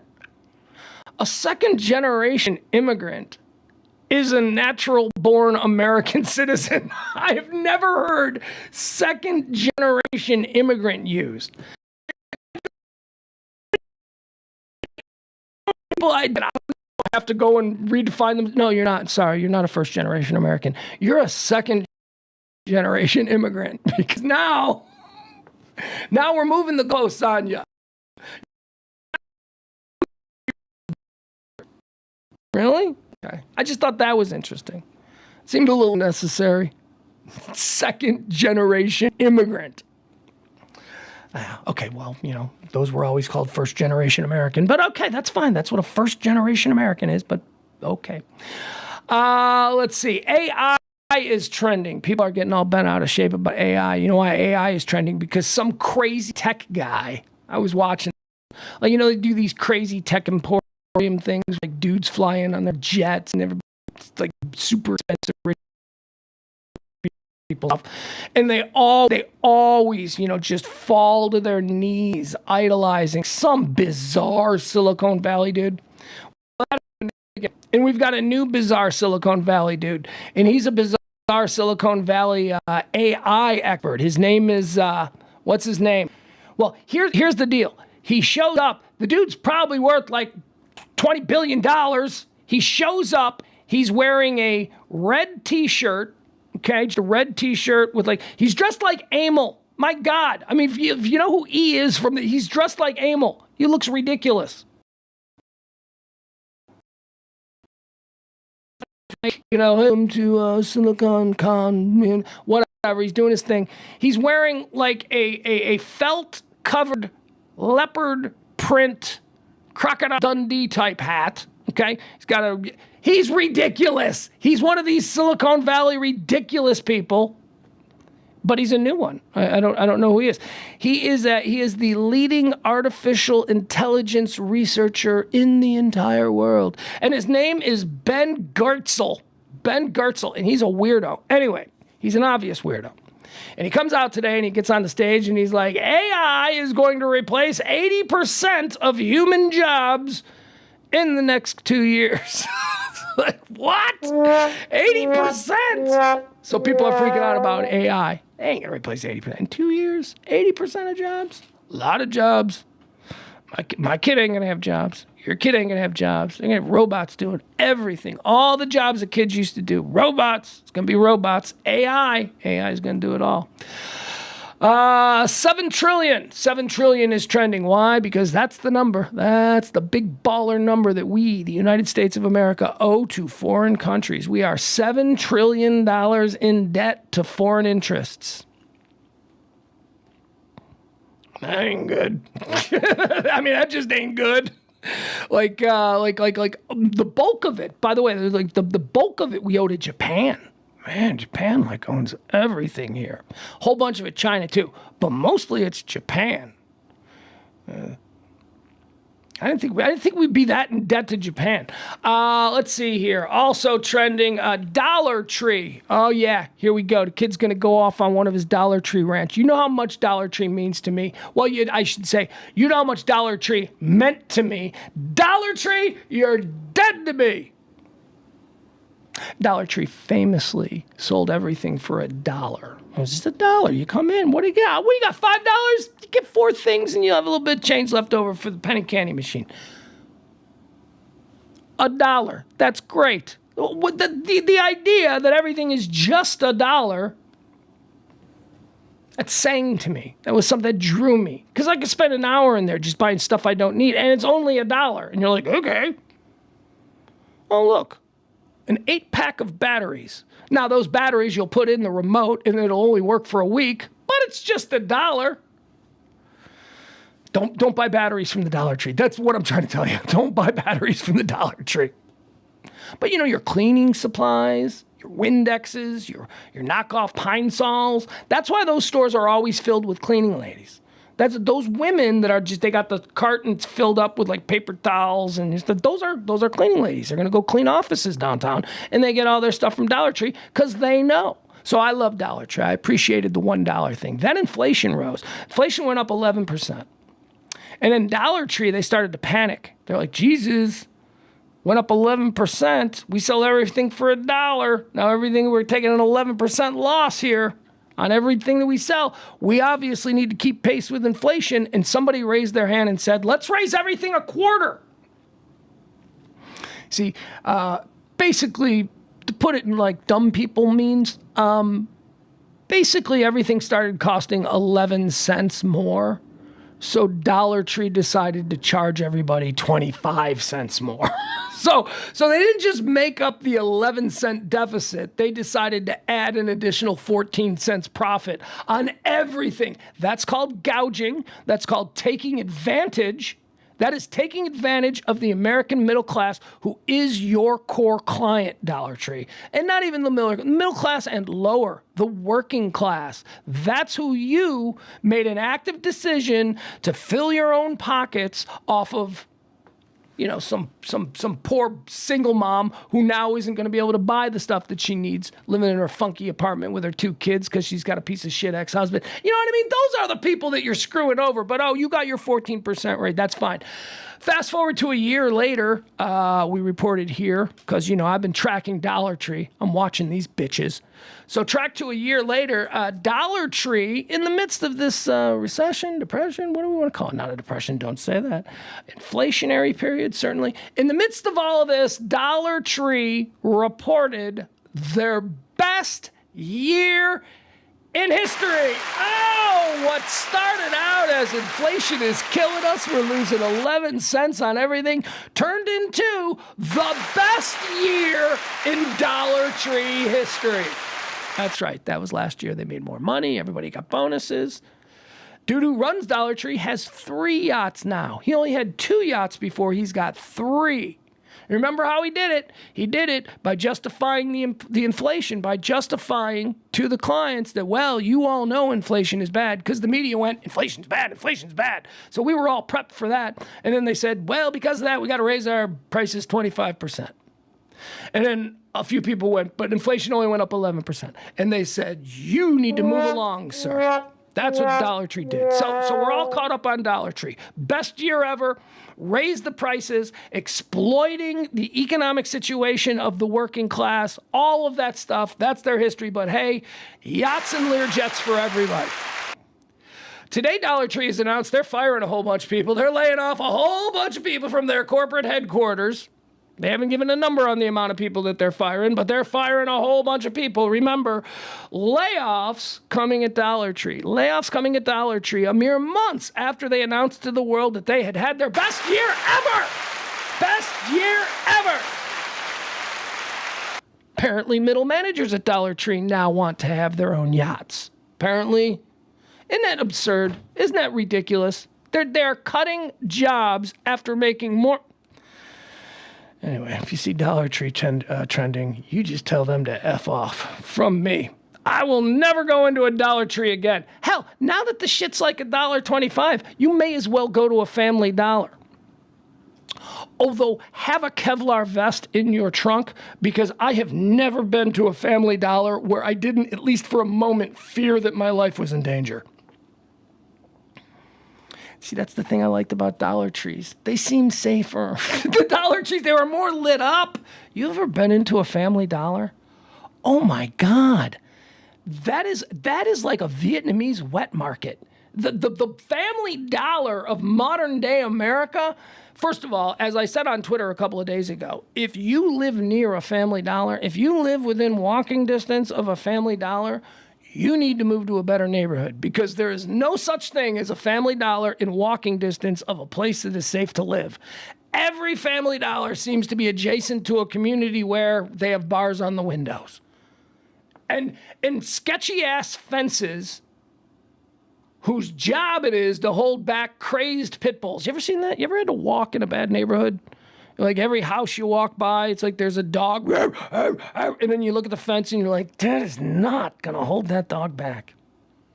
Anyway, those are the neighborhoods that surround Family Dollars. And then when you walk into a Family Dollar, it's like I said, it's like a cross between a Vietnamese wet market and like a New York City bodega.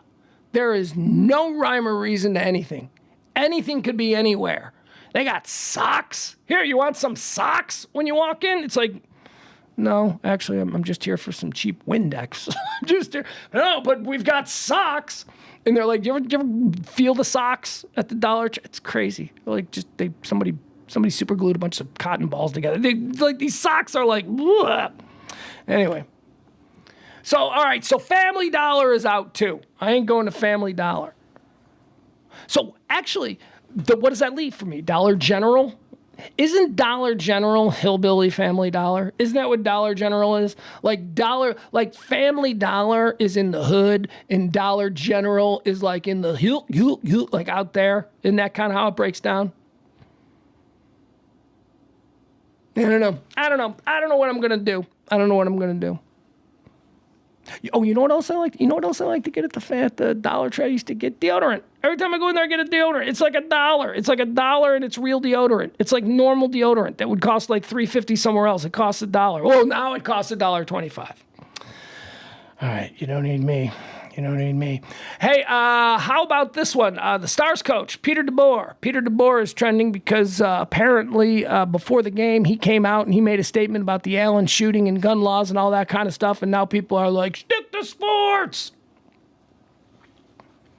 You can find it. It's out there if you want to hear it. It was nice. But he's getting hammered. And that's why Peter DeBoer is trending. Or at least he was trending. I don't see him trending. Is he trending? No, he's not. Peter DeBoer, coach of the Stars, began his press conference by making a statement about the madness of the situation there in Texas. He talked about Allen, Texas. He talked about how it's a mall that he's gone to, which it's a mall that most of us have been to. That's a great mall. That is like, that's a mall. It's like an Armani outlet mall. There's an Armani there. There's everything. It's a really nice mall. It's a really good mall.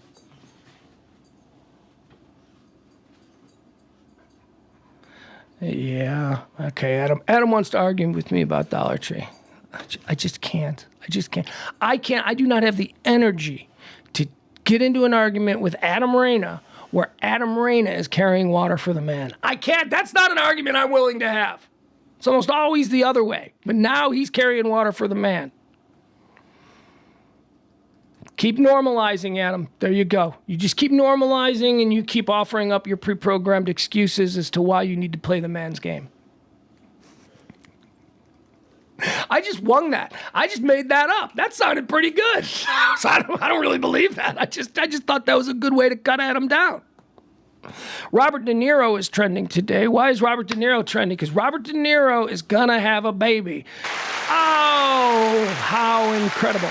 79 years old. Dude is 79 years old. He's going to have a baby. Now, here's the first reaction. Ugh, 79 years old? How? No 79-year-old's going to change diapers. No 79-year-old's going to wake up in the middle of the night for feeding. No 79-year-old is Robert De Niro. Robert De Niro's not doing any of that stuff anyway. You don't think that there's like a team of nurses and nannies and all that kind of shit. You think, but maybe this is the one he's going to try with. Robert De Niro has like 7 kids. And I don't know how close he is to any of them. I think they come from a bunch of different women that he's been with over the times. I don't know, 79, maybe he's settling down. Now he wants to be nice to a baby, right? So maybe he will be fun 79-year-old dad. But here's the undeniable truth. Robert De Niro is going to die. And he's going to die 10 to 15 years. I don't believe that the child that has just been born to Robert De Niro at 79 is going to reach adulthood when this child attends its father's funeral. It's probably going to be a little kid. So that's rough. So you got to think about that. You got to think about. Now, the other thing is, I guess one of the arguments is he's got to die and he's got to leave that baby. He's going to die and he's going to leave that baby with a trust fund, a Robert De Niro estate trust fund that is going to take care of that baby forever. And also, if you don't think that Robert De Niro doesn't have a whole bunch of people, the kid, he's got 7 brothers and sisters, okay? He's got 7 brothers and sisters, and I think he's going to have a brother that's like, doesn't Robert De Niro have like a 50-something-year-old kid? So, trust me, the family, the kid will be fine. The kid will be taken care of. So that's not a thing. And, so he gets, let's say Robert De Niro at 79, he gets 10 good years with this kid. Okay, that's awesome. And I bet there'll be 10 great years because he's an old man and he appreciates what's important. So I bet they'd be 10 great years. 10 great years, 10 incredible great years with your father. It's probably better than, 18 shitty ones with a guy who doesn't hug you. With, you know what I mean? With a guy who tells you he's a failure. You know what I mean? I bet this is not terrible. This is not terrible. And also, we can't just project our own normal life experience onto Robert De Niro because it's not the same thing. This is not like a regular dude at 79 having a kid. It's Robert De Niro at 79 having a kid. Totally different scenario. Although the constant is that Robert De Niro's going to die and that kid's going to be wrecked. And, that kid's probably going to be like 10. That kid's probably going to be 11. It's still going to be a little kid. Chances are Robert De Niro lives to be 100. Maybe. Kid'll be 23. Or no, wait, how old is he? 79? Be 21. Kid'll be 21 if Robert De Niro makes it to 100. But he ain't making it to 100. Marcia Gay Harden. This is weird. This is weird on a whole bunch of levels. Do you know who Marcia Gay Harden is? Marcia Gay Harden is an actress. I guess she's a good actress. I don't know. She does movies that, I don't know. She was in Pollock with Ed Harris. Ed Harris won stuff for that. So Marcia Gay Harden, she's an Oscar winner. She's a famous actress. She's, important, I guess. I don't know. But Marcia Gay Harden has announced that all 3 of her children are gay. All 3 of her adult children are gay. And by adult, I think the ages are like 25, 23, and like 19, something like that. They're all 3. 2 girls and a boy. First of all, her middle name is Gay. Isn't that weird? Isn't that, just for starters, that's weird. Like she's got a hyphenated, is it hyphenated or Gay Harden? Is that her last name? I don't know, Marcia Gay Harden. And she's like, I've got 3 gay children. So here's what I'm thinking about that. First of all, and by the way, why are we thinking about that? Shouldn't we just move on? Shouldn't we just be like, yeah, whatever, and move on? Yeah, we should. We absolutely should. But I do a stream that engages in thought exercises. So I do overthink things. So let's overthink this. Even though I fully know that when somebody says, hey, Marcia Gay Harden's got 3 kids, all 3 are gay. I know that the response to that should be, yeah, okay. Yeah, it's great. Your middle name is Gay. Gay, Marcia Gay. Makes sense. All right, move on. Hey. And that's it. And that's I know that that's how I should react. But let's think this through. There's no way there's no way she's got 3 legitimately gay children. I'm sorry. It's just not, that's, wow. I mean, you're telling me that Marcia Gay Harden, who is a Hollywood actress, she's that Hollywood. She's that Hollywood. You know the bad Hollywood that people talk about? The crazy lefty liberal? That's she's part of that. Very progressive minded, very open, all of that kind of stuff. That's who she is. So that's the lifestyle that these kids were raised in. They were raised in a lifestyle that didn't judge. And I think some of these kids are doing it for attention. I'm not saying all of them. I'm saying that there's probably a chance that one of them is gay. I don't believe that all 3 of her children are legitimately gay. I think, first of all, she's got a son. I don't know, should I show you this picture? Yeah, I'll show you the picture. Let me show you the kids. She's got a son, and the son, who's obviously one of the 3 gay people, which again is fine. That's not what this is about. We're doing a thought exercise on how rare it is to have 3 children and have all 3 of them be gay. That's rare. But she's an actress, and everything about her is anti-interesting. Pay attention to me. I could say anything at any moment. That's kind of that's why actresses are so irritating. Like, I could see her just loving that my 3 children are gay. Not that there's I would love my kid is known since the moment he was little. I used to always joke around. When you're older and you bring your girlfriend or your boyfriend, it doesn't matter, whatever you're happy with. I said that over and over because I didn't want to be one of these people that is, poison the kid's mind. I don't know who he is. Let him be who he is. He's a good kid. By my measure, he's a good kid. Any other life choices that he decides, that's on him. That's his life.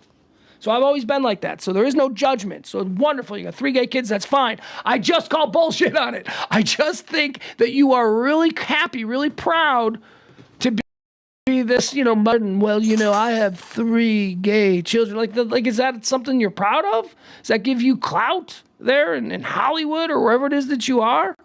I just don't believe it. I don't believe that that's possible. Well, I mean, it's possible. Obviously, it's possible.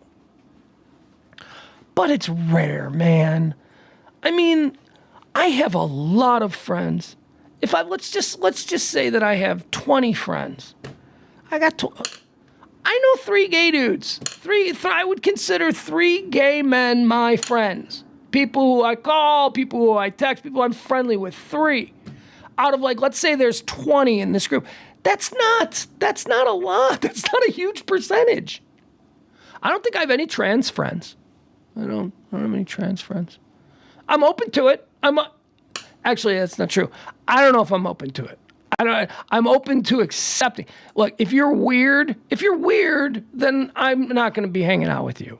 But if you're a trans person who's not weird, then yeah. But I just think there's possibly some weirdness that comes with, that lifestyle. And by weirdness, I mean anything that I deem to be flamboyant or over the top, overly dramatic, that kind of thing, performative, unnecessarily performative, that kind of stuff. So I don't like that stuff. Doesn't matter who you're having sex with or how you dress. I just don't like that stuff. And it seems to me that a lot of the trans people I know are a little performative.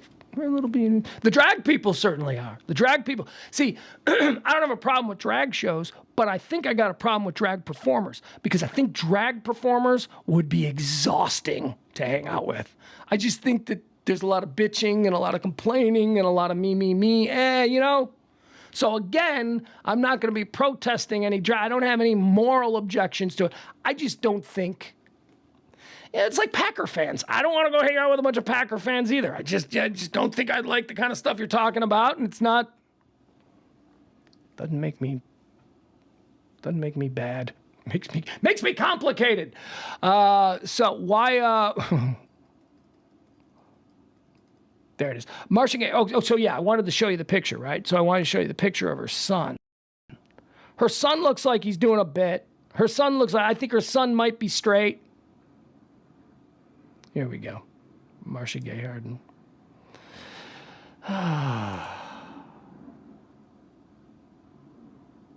And then even the picture is weird. The picture is weird. Like, where is this picture taken? Why are they dressed like... Don't look like they're dressed for a formal photo. Like, you know, like, oh, get your best clothes on here. We got outfits we're all going to wear. This is a pose. We got a photographer coming. This doesn't look like that. This looks like they were just out and somebody said, oh, cute picture. Let me get that picture. And it's a nice picture. And here's... Because they're not all dressed in any way that you would think they would choose that for a staged photo. So this looks like a real photo. And the dude's wearing a top hat. Like the kid's wearing it. I'm like, okay, you're a little performative, aren't you? You're a little bit, look at me. So I don't know if he's really gay. He might be, but, again, I think he might just be very much a other aunts kind of thing. Oh, let's see. There it is.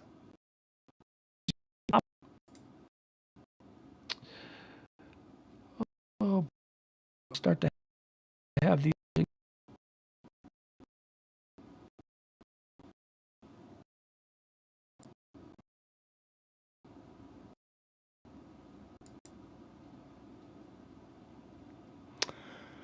Okay. So what we're looking at here is a picture of Marcia Gay Harden's family and her 3 children who are gay. Marcia Gay Harden is on the left. I do not believe that these 3 children are legitimately gay. I think that they are. Some of them are just saying they're gay. They're just going with it. They're just being gay because, that's fine and it's cool and it's in Hollywood. That's probably a good thing. You probably get to go to a whole new bunch of parties if you're if you're gay in Hollywood today. It's not a detriment. It's actually something that's probably, encouraged. So here we have, he's got 2 daughters in the middle, okay? The one daughter with the shaved head, she's going through other things. There's something else. The shaved head is something else. But look at the dude with the top hat, right? I mean, this picture looks like these folks were just standing outside. This dude is just outside on a random Saturday wearing a top hat. It's a little bizarre. Oh, Byron's like child abuse. How the fuck are you defining child? This isn't child abuse. These kids grew up with the best educations. These kids grew up a little bit liberal for my taste, and I think very liberal for your taste. But child abuse, it's not child abuse. Child abuse. You want to talk child, you don't want to go there with child abuse because I can argue for the other side on some shit that's child abuse. Fucking, it's all this projection. Groomers? Yeah, okay. Send out more pictures with your 5-year-old holding an M16. Groomers, yeah, but lefty people are groomers? Fucking weird. You people on the right, and Byron, I love Byron's my favorite. I need Byron in my life because Byron is far right.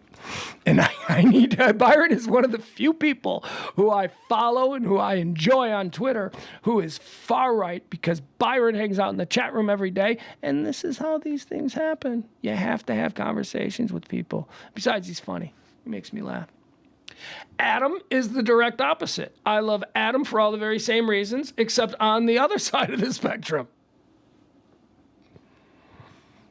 I like our chat room. Taylor Swift is trending. You know why Taylor Swift is trending? Because this is terrible. Apparently she did a concert in Nashville the other night and there was like thunderstorm and tornado warnings. So the concert was supposed to start at like 7, but the concert ended up starting at like 9 or something. It got delayed for like 3 hours because all of like little Taylor Swifties, you know, these little girls, these are all little girls. Let's be honest. This is like, you know, 15, 16, 17, 18.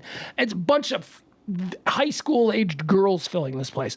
They all had to shelter in place for like 3 hours because and Taylor wouldn't come out and wouldn't perform because of lightning and all that kind of stuff. But apparently, oh my God, the stories coming out about these teenage girls and how they handled this particular situation. Terrible. Terrible. Hundreds of these girls passed out, hysterical fainting. They like, oh, this is the worst thing. I can't believe Taylor's making us wait.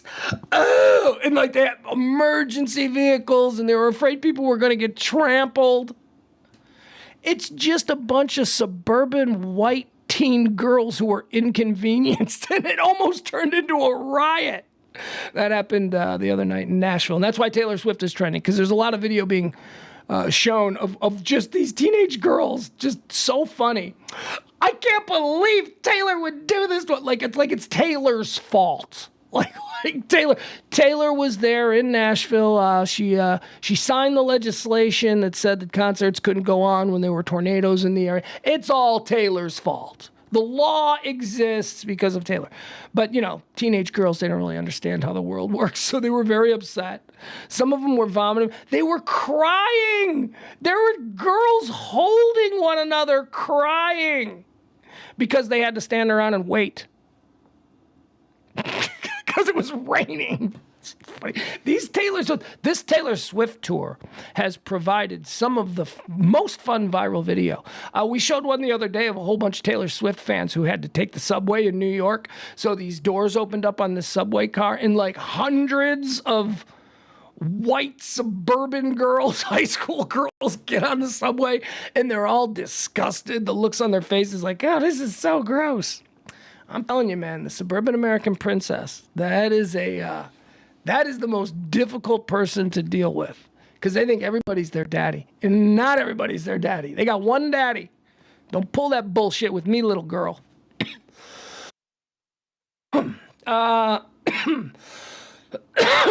Excuse me. What else we got here?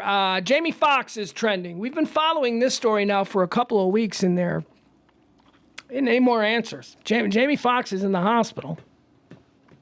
Jamie Foxx was rushed to the hospital with medical complications. That's what we were told. The family's saying nothing. He's been in the hospital for 3 weeks. Nobody is saying anything about what is wrong with Jamie Foxx. Nobody knows.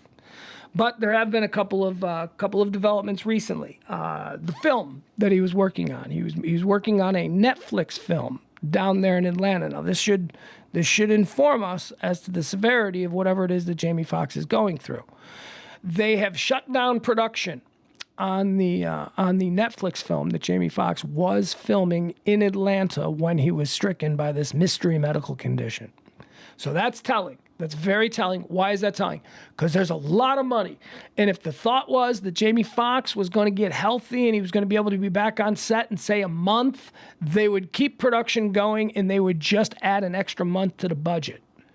But if it's a situation where Jamie Foxx may not act again, this may not be good, he may not survive, they shut down production. Also, apparently Jamie Foxx hosted a game show, which is odd and cool.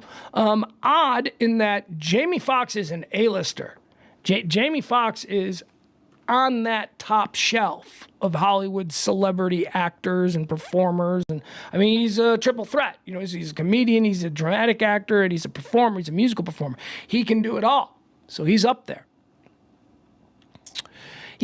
So that's why it's odd. He hosted a game show. Like a guy of his stature doesn't host a game show. But apparently this is a game show where the co-host is his daughter. So something like that. Anyway, I've never seen it. But apparently he hosts a game show. It was announced yesterday that he's being replaced on the game show. So the movie that he was working on has boarded up. They said, we're done. This movie's not going to get made.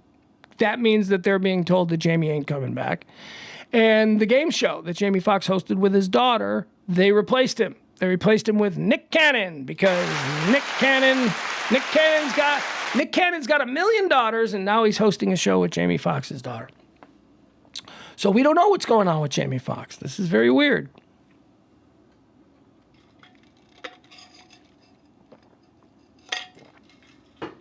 I wonder, a lot of times, this happens. Sometimes celebrities are able to keep their secrets. Sometimes we find out when a celebrity dies that they've been ill for a very long time. And we're all shocked by the death, but that's because they didn't want anybody to know that they were ill. Is this like one of those kind of situations? Like maybe Jamie Foxx has been fighting something privately for a long time and it's getting really bad? Because the family keeps going on Instagram every once in a while and not giving out any information, which is their right. Again, if this is an individual human being. If he doesn't want the world to be gossiping about whatever health issues he's going through, that is his right, and we should respect that. But because he's also a very famous person who's much beloved, people are concerned, and they want to know to what level their concern should rise. And if we know what he's got, well, he's got 5th stage cancer. Okay, so now I know that, and now I need to be really concerned. But if you tell me it's just, something that he's going to live with and manage, okay. But he doesn't want us to know that, and we got to respect it and whatever. But it's a very strange situation to have somebody who is this big of a star. I'll tell you, we were here recently, though, with another very big star, with the Jeremy Renner situation. But we knew what Jeremy Renner's situation was. We knew what happened to him. He basically run over and cut in half by a gigantic snowplow. Oh, we all thought, myself included, that he was dead. Thought there was no way. Now Jeremy Renner, God bless him, man. I mean, he's going through hell. But Jeremy Renner looks like he's actually coming. I don't know that that's the case for Jamie Foxx. This is weird. You don't stay in a hospital for almost a month unless the doctors need to be near you, because shit's happening. He's been in a hospital for a month. Now, granted, he's Jamie Foxx. He's got that Jamie Foxx money. If anybody wanted to stay in the hospital for a month, he probably could. But it's just odd that he is. It's odd that he's been in the hospital for a month, and there is no public diagnosis of what it is. All we've got is the initial reports when he was taken to the hospital that he is suffering from medical complications, whatever that means. All right, best thoughts for Jamie Foxx, because like I said, everybody likes him. He's a super talented guy. I used to not like him. Early on, I did not like Jamie Foxx. He rubbed me the wrong way. First impressions. I'm very proud of my ability to size people up. First impressions with me are big, and I'm almost always right. I wasn't that way with Jamie Foxx. I thought Jamie Foxx seemed like an arrogant little dick. I didn't like him. Proved me wrong. He proved me wrong. He turned out to be an amazing performer. Funny. He was really funny on In Living Color. I didn't give him credit at first. Turned out to be really funny on that. Terrific actor. My God, Ray. He was so good in Ray. Any Given Sunday. My God. Look, Jamie Foxx has turned out to be a tremendous talent. So, very sad what he's going through. I just don't know how sad to be about it. Boy, having weird voice things. Hear that? All day I've had this phlegm, and that was last night as well. Maybe that'll do it. Well, I guess I can just talk in this, lower register sexy voice. Florida man is trending. All right, so we're going to end with this. Oh, God. This is what we're going to end with. I wanted to bring this up because I thought maybe James could use it on his Florida. James does Florida stories. James Parker, my co-host there in the 9 o'clock show every Monday through Thursday. Pugs, Parker, and E. He hosts a podcast called Florida Stories. You can get it anywhere. Spotify. Doesn't matter. Wherever you need it to go. All of them good places. Sorry. Hold on.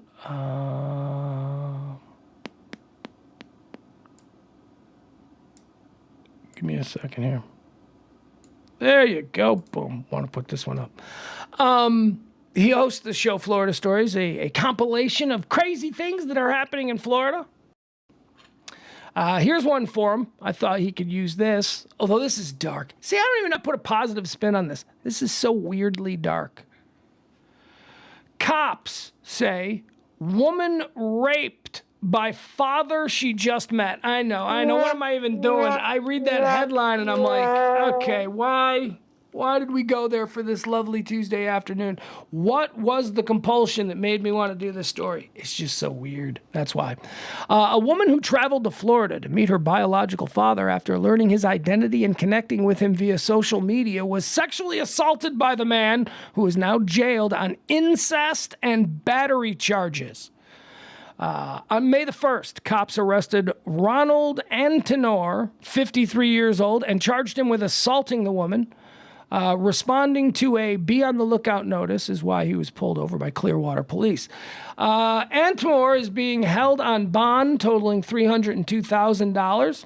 In addition to felony sexual battery and incest counts, he was also hit with a misdemeanor drug charge after paraphernalia was found in his auto during arrest. He pled not guilty to the charges. Judge ordered him to have no contact with the victims. Let's see. Let me get you to this story. Police say that the woman who was given up for adoption as an infant to Florida to meet her biological father after learning his identity and connecting with him on social media platforms.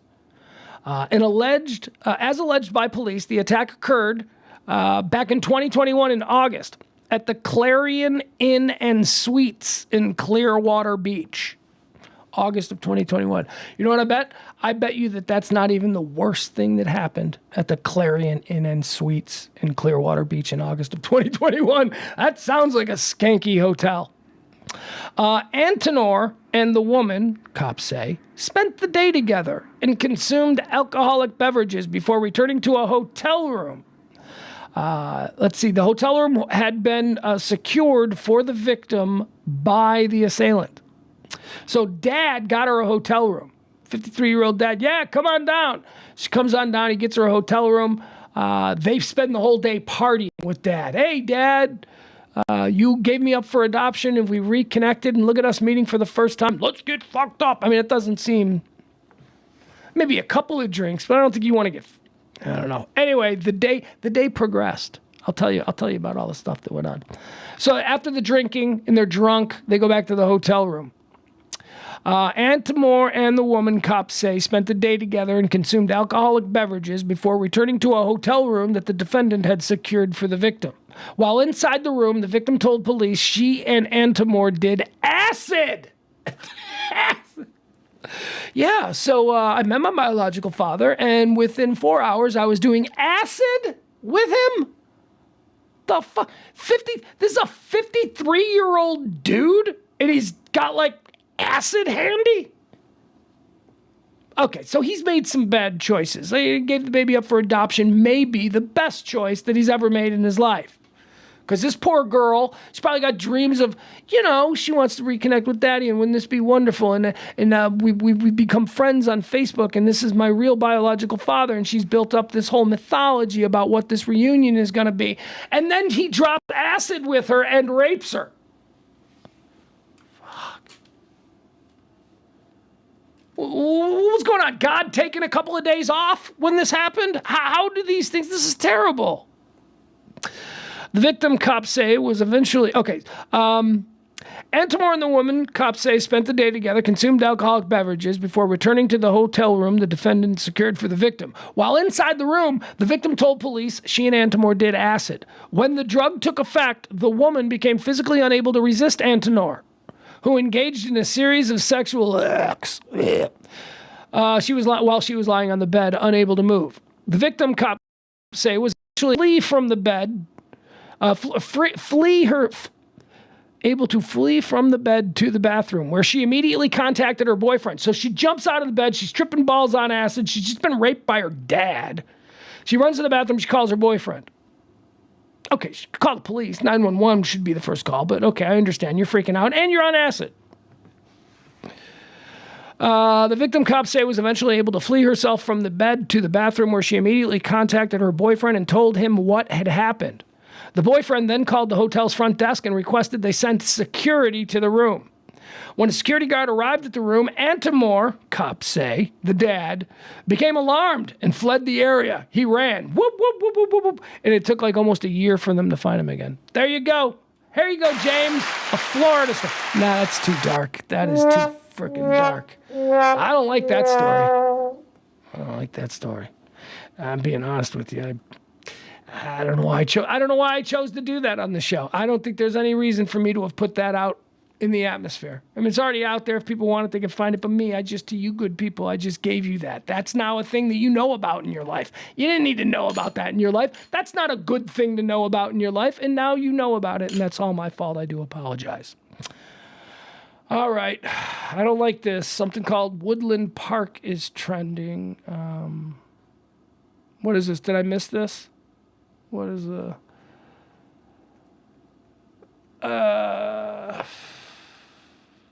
all right, never mind. That's good. So I just looked on the things, the new trends.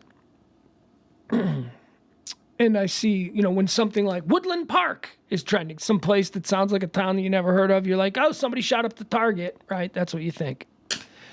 But no, that wasn't the case here. Fort Hood, why is Fort Hood trending? What's going on with Fort Hood? Because they're renaming it.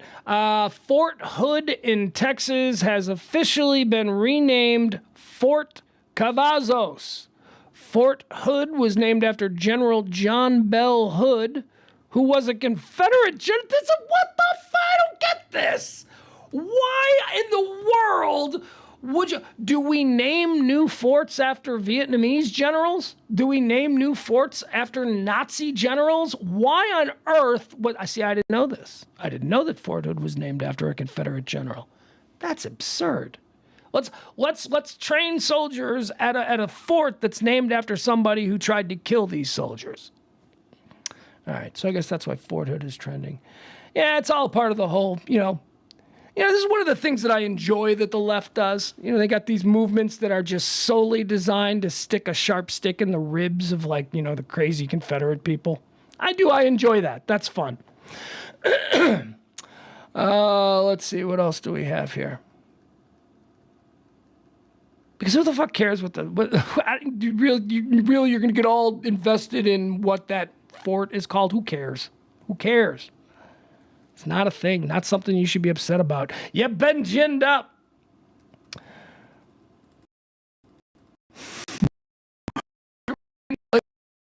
Renamed it after Divine. You know the drag queen Divine? Fort Divine. Divine, the great trans actor of the 80s. I got nothing else. It doesn't look like there's a whole lot trending here. April, what are we talking about? Allen, Texas press conference about to start?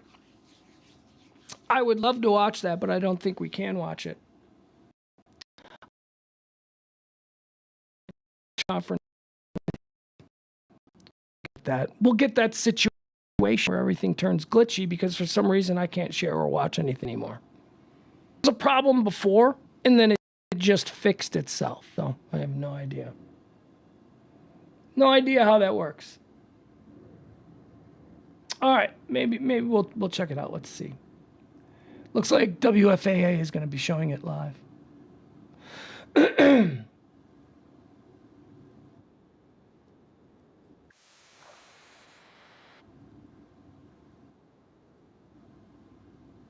Okay.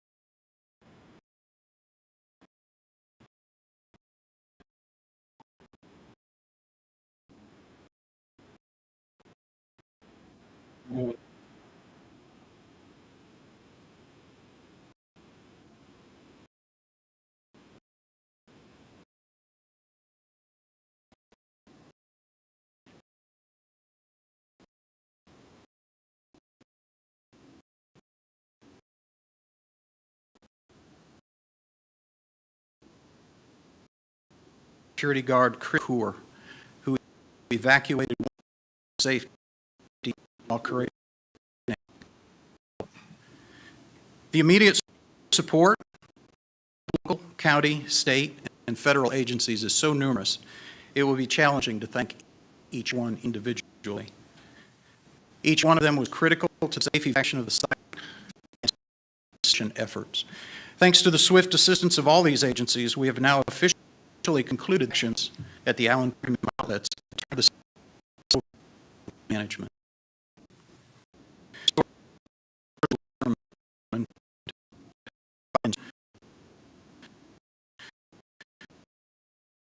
Other green tragedy.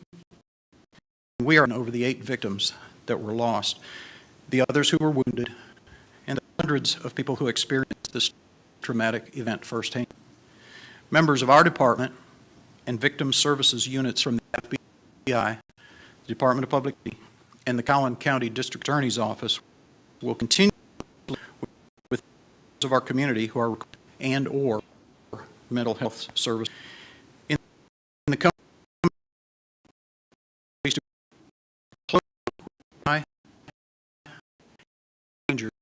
to thoroughly investigate this tragedy. Today, the Department of Public Investigation continue to help our victim those opportunities that can make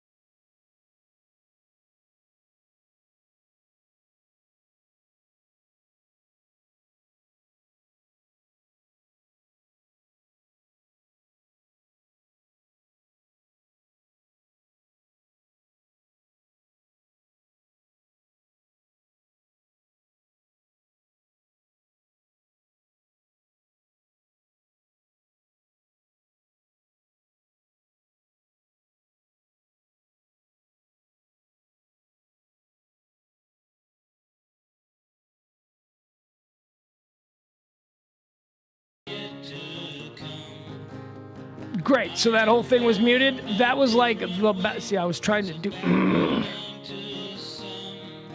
Last 10 minutes of this show just crapped all over me.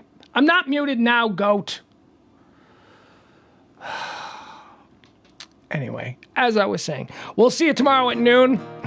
and tonight at 9. Pugs Parker and he will be back then. All right, bye, everybody. Be well. Bye.